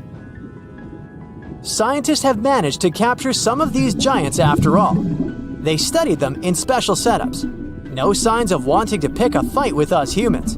But there can always be one curious or hungry squid that might check out a human diver or submarine, right? Just so you know, if a human accidentally messes with a giant squid while fishing or exploring the ocean, it could turn into a sticky situation. Think of this warning as the ones in a medical book.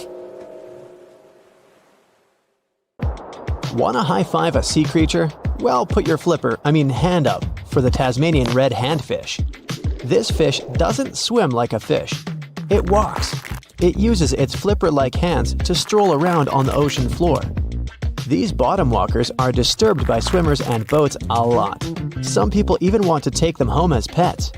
I think it's better to just give them a wave and swim on by. The vampire squid.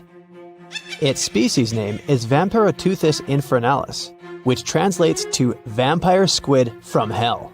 Oh yes, this vampire squid means to terrify everyone with its name, its dark red color, its spikes at the bottom, and the scary fact that it can basically turn itself inside out.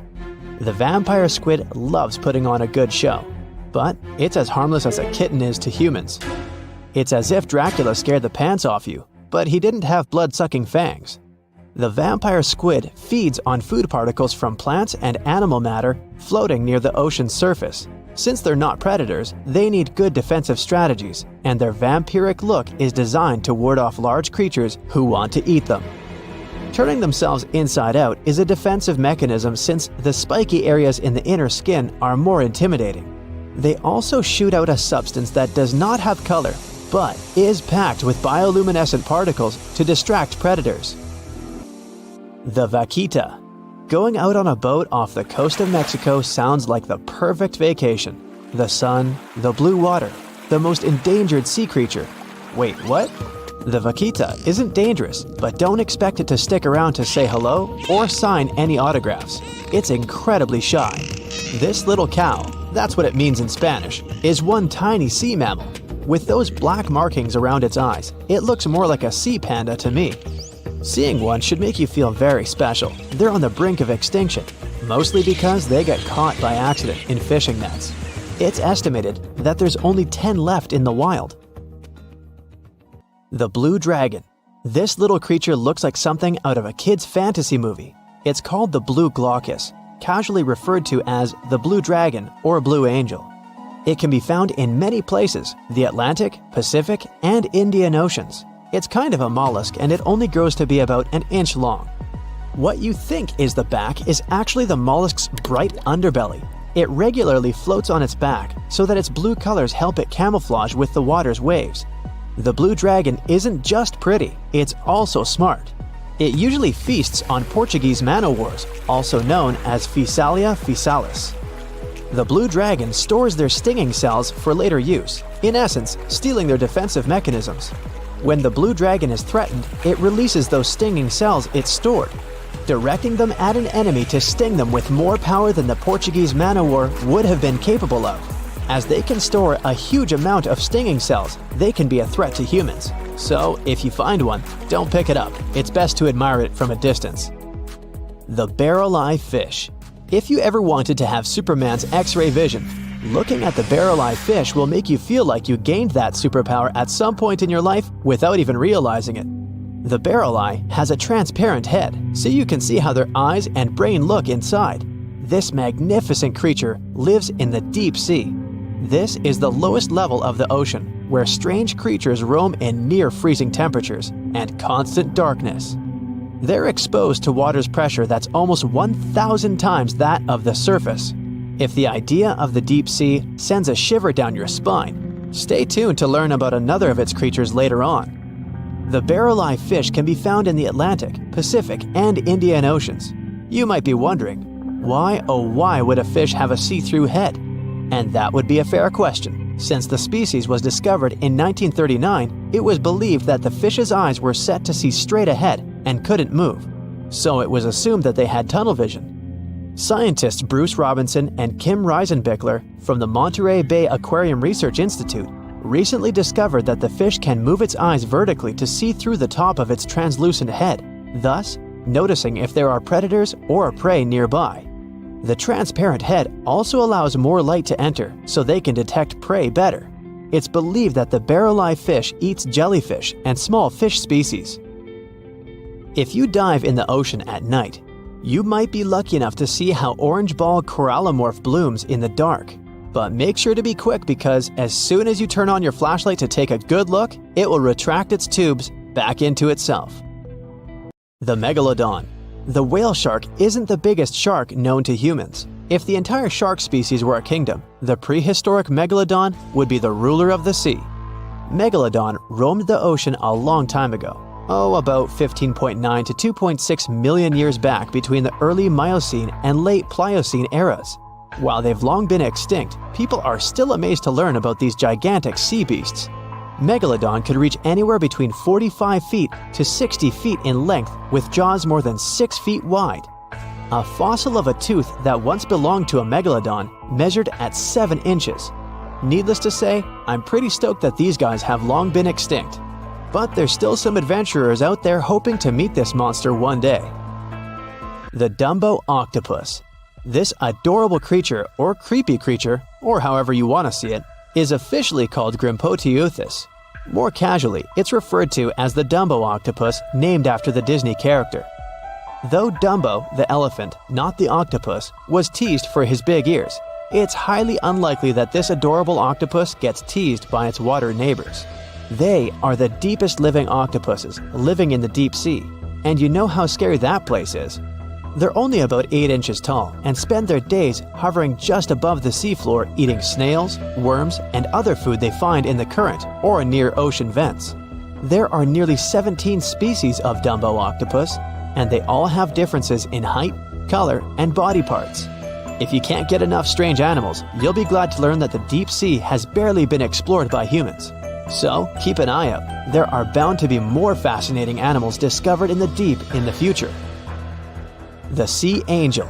These creatures might look and sound pretty cute, but their diet is far from sunshine and lollipops.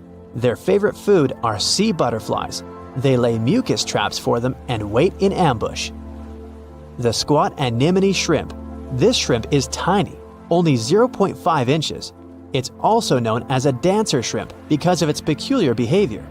When agitated, it raises its bottom above its head and does a little dance. Divers also say it readily jumps on their hands and cleans them. The coconut crab. This guy may look pretty creepy, especially when the sun goes down.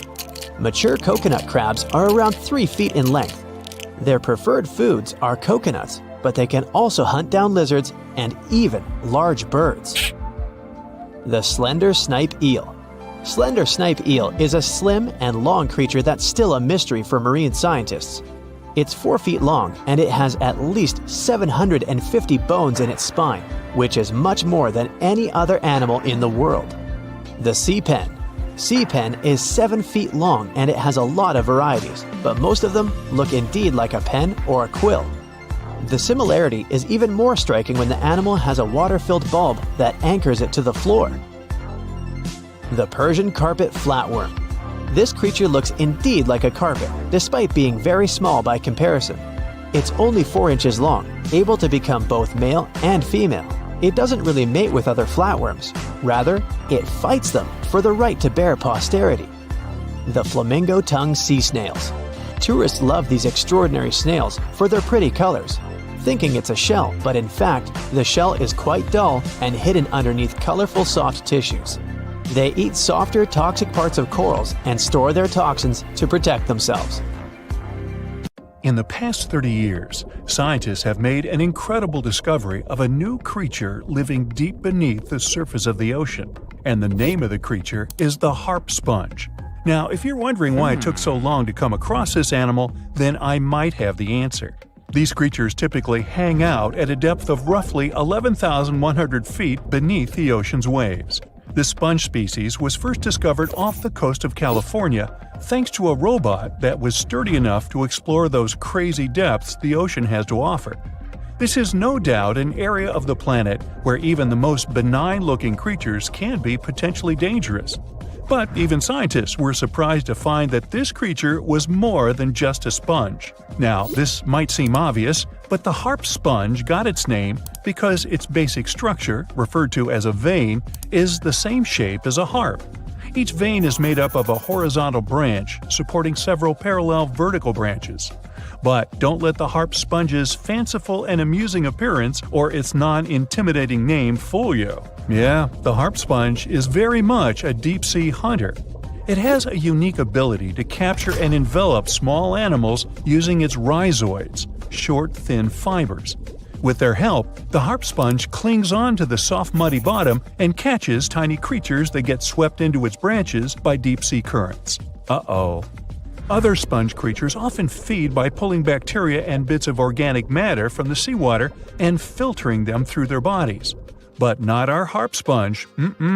Instead, it snatches its future meal with minuscule barbed hooks that cover each of the harp sponge's branches. Now, harp sponges prefer tiny crustaceans like crabs, crayfish, shrimps, and prawns. Once the harp sponge has one of them in its clutches, it envelops the animal in a thin membrane before slowly beginning to digest it. So, pal, what's eating you? Oh, Harpo? Too bad. Researchers believe that harp sponges use this method of feeding because there aren't enough nutrients that deep down. This makes traditional filter feeding less effective. Research has shown that the creature is still in the process of evolving. Early harp sponges, researchers found, only had 2 veins, but later, scientists discovered other harp sponges that had 6 veins. The harp sponge might have evolved this elaborate candle holder-like structure to increase its surface area. In general, harp sponges typically grow up to a length of 1 foot, but researchers have seen a creature that was 2 feet in length. The harp sponge is not only very unusual, but also beautiful to look at. See those tiny white balls on top of the branches? Now, why don't we look at some other creatures that live below the photic zone of Earth's oceans? The photic zone means the area beneath the ocean's surface that still receives some sunlight. Thanks to this, there are loads of different creatures and organisms living there. Any animal living beyond this layer qualifies as a deep-sea creature. The Tomopterus worm is a segmented worm you can find in the twilight zone of the ocean. This is the area that lies between 650 and 3,300 feet beneath the surface. These creatures are often no more than 1 inch long, but the largest of them can grow up to 1 foot. While swimming around and feeding, these worms do what researchers describe as an amazing smooth dance. That's because the creatures can swim extremely quickly and maneuver at tight angles with ease. Now, I know most people hear the word worm and think of the common earthworm, so it's quite interesting to know there's a deep-sea worm out there that never leaves the water during its entire life. Similarly, most of us try to avoid jellyfish that either rest on the sand or sit on top of the ocean waves. This isn't the case with a chrysota jelly.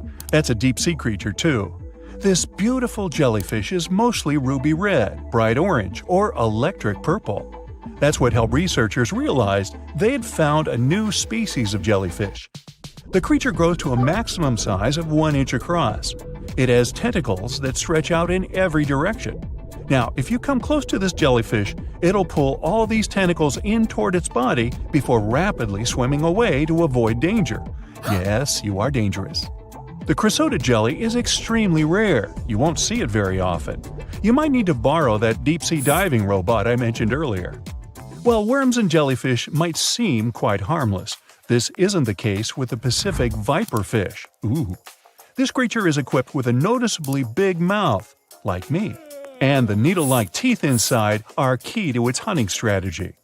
Pacific viperfish live at around 5,000 feet below the ocean surface, but they're among those numerous marine animals that migrate each night from the ocean depths toward shallower waters to dine. What's on the menu for dinner tonight? Lots of small fish and shrimp. The creature can grow up to 12 inches in length. Its two front fangs, which stick up from the fish's bottom jaw past its own eyes, are especially dramatic. When the fish unhinges its jaw, its mouth can open wide enough to engulf smaller animals, and the teeth form a cage to prevent an escape. Now, have you ever seen an underwater creature that looks like a strawberry? Trust me, it does exist. Just look at these dots on the strawberry squid. The creature has a big eye and a smaller one. You might think this unconventional pairing would be awkward and uncomfortable, but it's actually the opposite.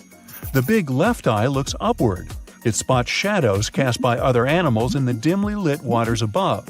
The eye's tubular shape helps it collect as much light as possible. On the other side of the squid's head, you can see its right eye. It's small and looks downward. This eye searches for flashes of bioluminescence produced by animals lurking in the darker waters below.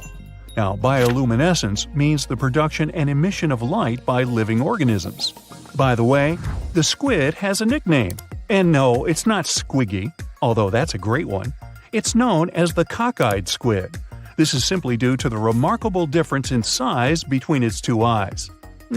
I think I like Squiggy better, and so it goes.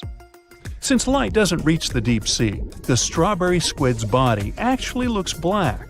This helps the creature hide from enemies, such as sharks and dolphins.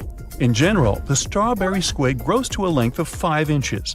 It typically lives around 3,000 feet below the surface, but floats to shallower waters at night. Now, the feather star is a marine creature without a backbone, but with feather-like arms that radiate from the center of its body. These creatures first appeared around 200 million years ago. Related to sea stars, they look like a flower, but if you approach them, they'll quickly swim away. But not all feather stars can swim. Many species can only crawl along the bottom of the seafloor. Like some of the other deep-sea creatures we've looked at, the feather star can adapt to its surroundings. It has a creepy ability to shed its arms, the same way some lizards can shed their tails. This also helps them escape from their enemies. Feather stars live all across the globe, from the equator to the poles, from the shallow waters on top of reefs to the deep, deep sea. Now, given that we're dealing with mysterious creatures, the name of this one is quite fitting. The swift vampire squid should be the official symbol of life in the deep sea. The animal has a dark red body, huge blue eyes, and a cloak-like web that stretches between its 8 arms. This, along with its name, may suggest that the creature is some form of a terrifying hunter. In reality, though, the vampire squid is a soft-bodied, timid creature, about the size, shape, and color of a football. It grows to roughly 12 inches in length and lives 3,000 feet below the waves. There's almost no oxygen there, but also relatively few predators. Whew, I think I'll need to decompress from this one. There is a place deep in the ocean where pressure is 1,000 times stronger than that we're used to at the surface. This force is enough to turn an unprotected human into dust instantly. Well, maybe more like mud. Anyway, that's why explorers need some serious preparation and equipment to survive in such extreme conditions down in the Mariana Trench. It is as wide as 20 national malls in Washington, D.C., and about 1/5 as long as the diameter of Earth. People who went all the way down describe it as a chilly, quiet, and very peaceful place. They saw a bright blanket of red and yellow rocky outcrops, and there was a whole variety of unique, small, translucent animals. The popular myth is that more people have gone to the moon than to this deepest place on Earth is not true, though. In total, 24 humans flew to the moon, and at least 27 brave souls dove down to the Mariana Trench. Most of them were explorers and not proper scientists. They just go there for the thrills and also to collect video evidence of different wildlife, geological formations, and human-made objects. Humans started traveling around space and into the ocean depths at around the same time. The first moon landing was in 1969. And the first person to go down the Challenger Deep, the deepest part of the Mariana Trench, did so in 1960. This unusual location got its name after the British ship HMS Challenger, which first located this massive drop in the ocean floor at the end of the 19th century. It would take 8 more decades before the first human went down to it. Explorers didn't manage to do it in a conventional submarine. They used a type of submersible called a bathyscaphe. The Swiss oceanographer Auguste Piccard designed his own in 1953. 7 years later, the submersible managed to do the impossible. It had reached a depth of nearly 36,000 feet. But what explorers saw was merely a fraction of the trench's full size. The fact that it is so huge of the Mariana Trench is just one of the reasons why it's mostly unexplored today. The absence of light is another major issue. Sunlight is incapable of reaching such profound depths, so the entire trench from top to bottom lies in absolute darkness. Because of such conditions, the ecosystem is a lot different than the shallower regions of the Pacific. This puts immense pressure on marine wildlife. Yeah, the pun is intended. Another reason why it's so challenging to survive there is the temperature. Water freezes at 32 degrees Fahrenheit. At the bottom of the Mariana Trench, the ocean is just a couple of degrees above freezing.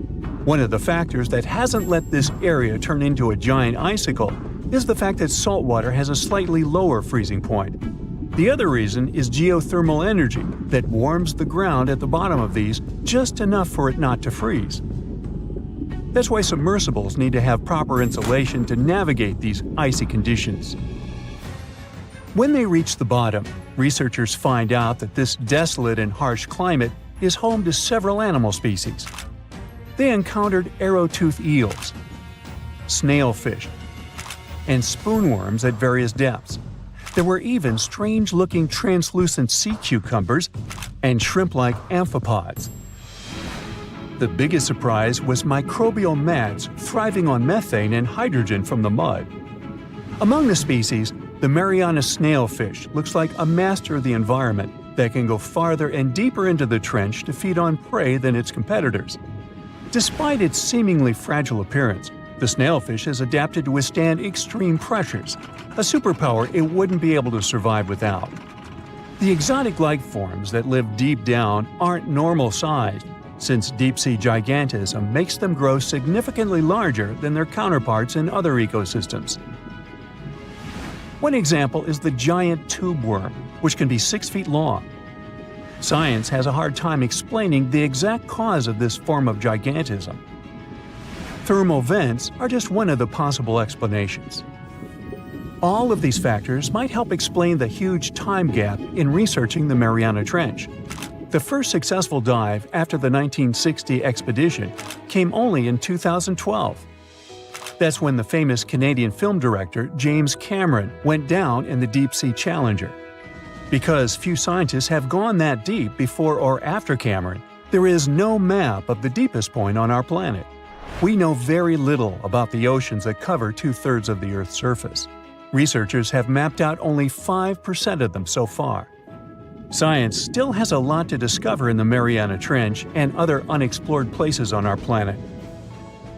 The Amazon rainforest stands as the best example of the world's most unexplored regions.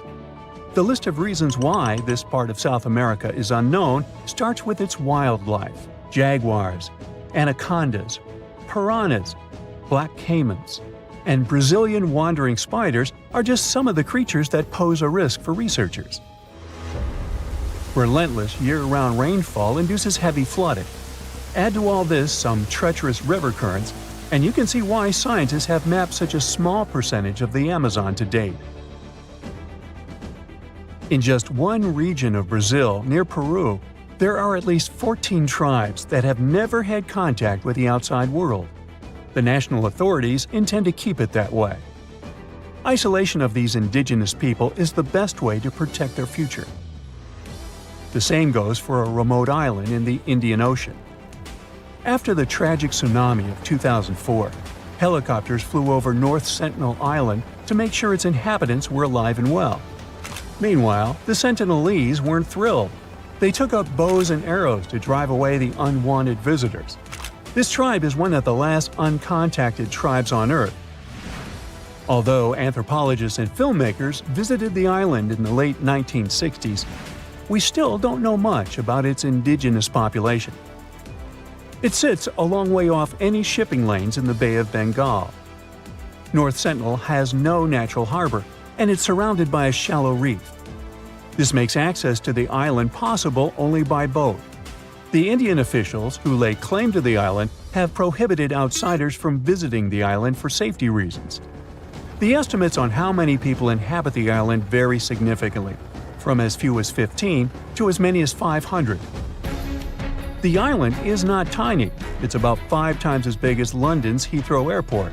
Apart from occasional contact during the past 2 centuries, the Sentinelese must have been isolated for a long time. They are related to other indigenous groups in the Andaman Islands, but their neighbors cannot understand a word of their language. The continent of Antarctica has no permanent human settlements at all.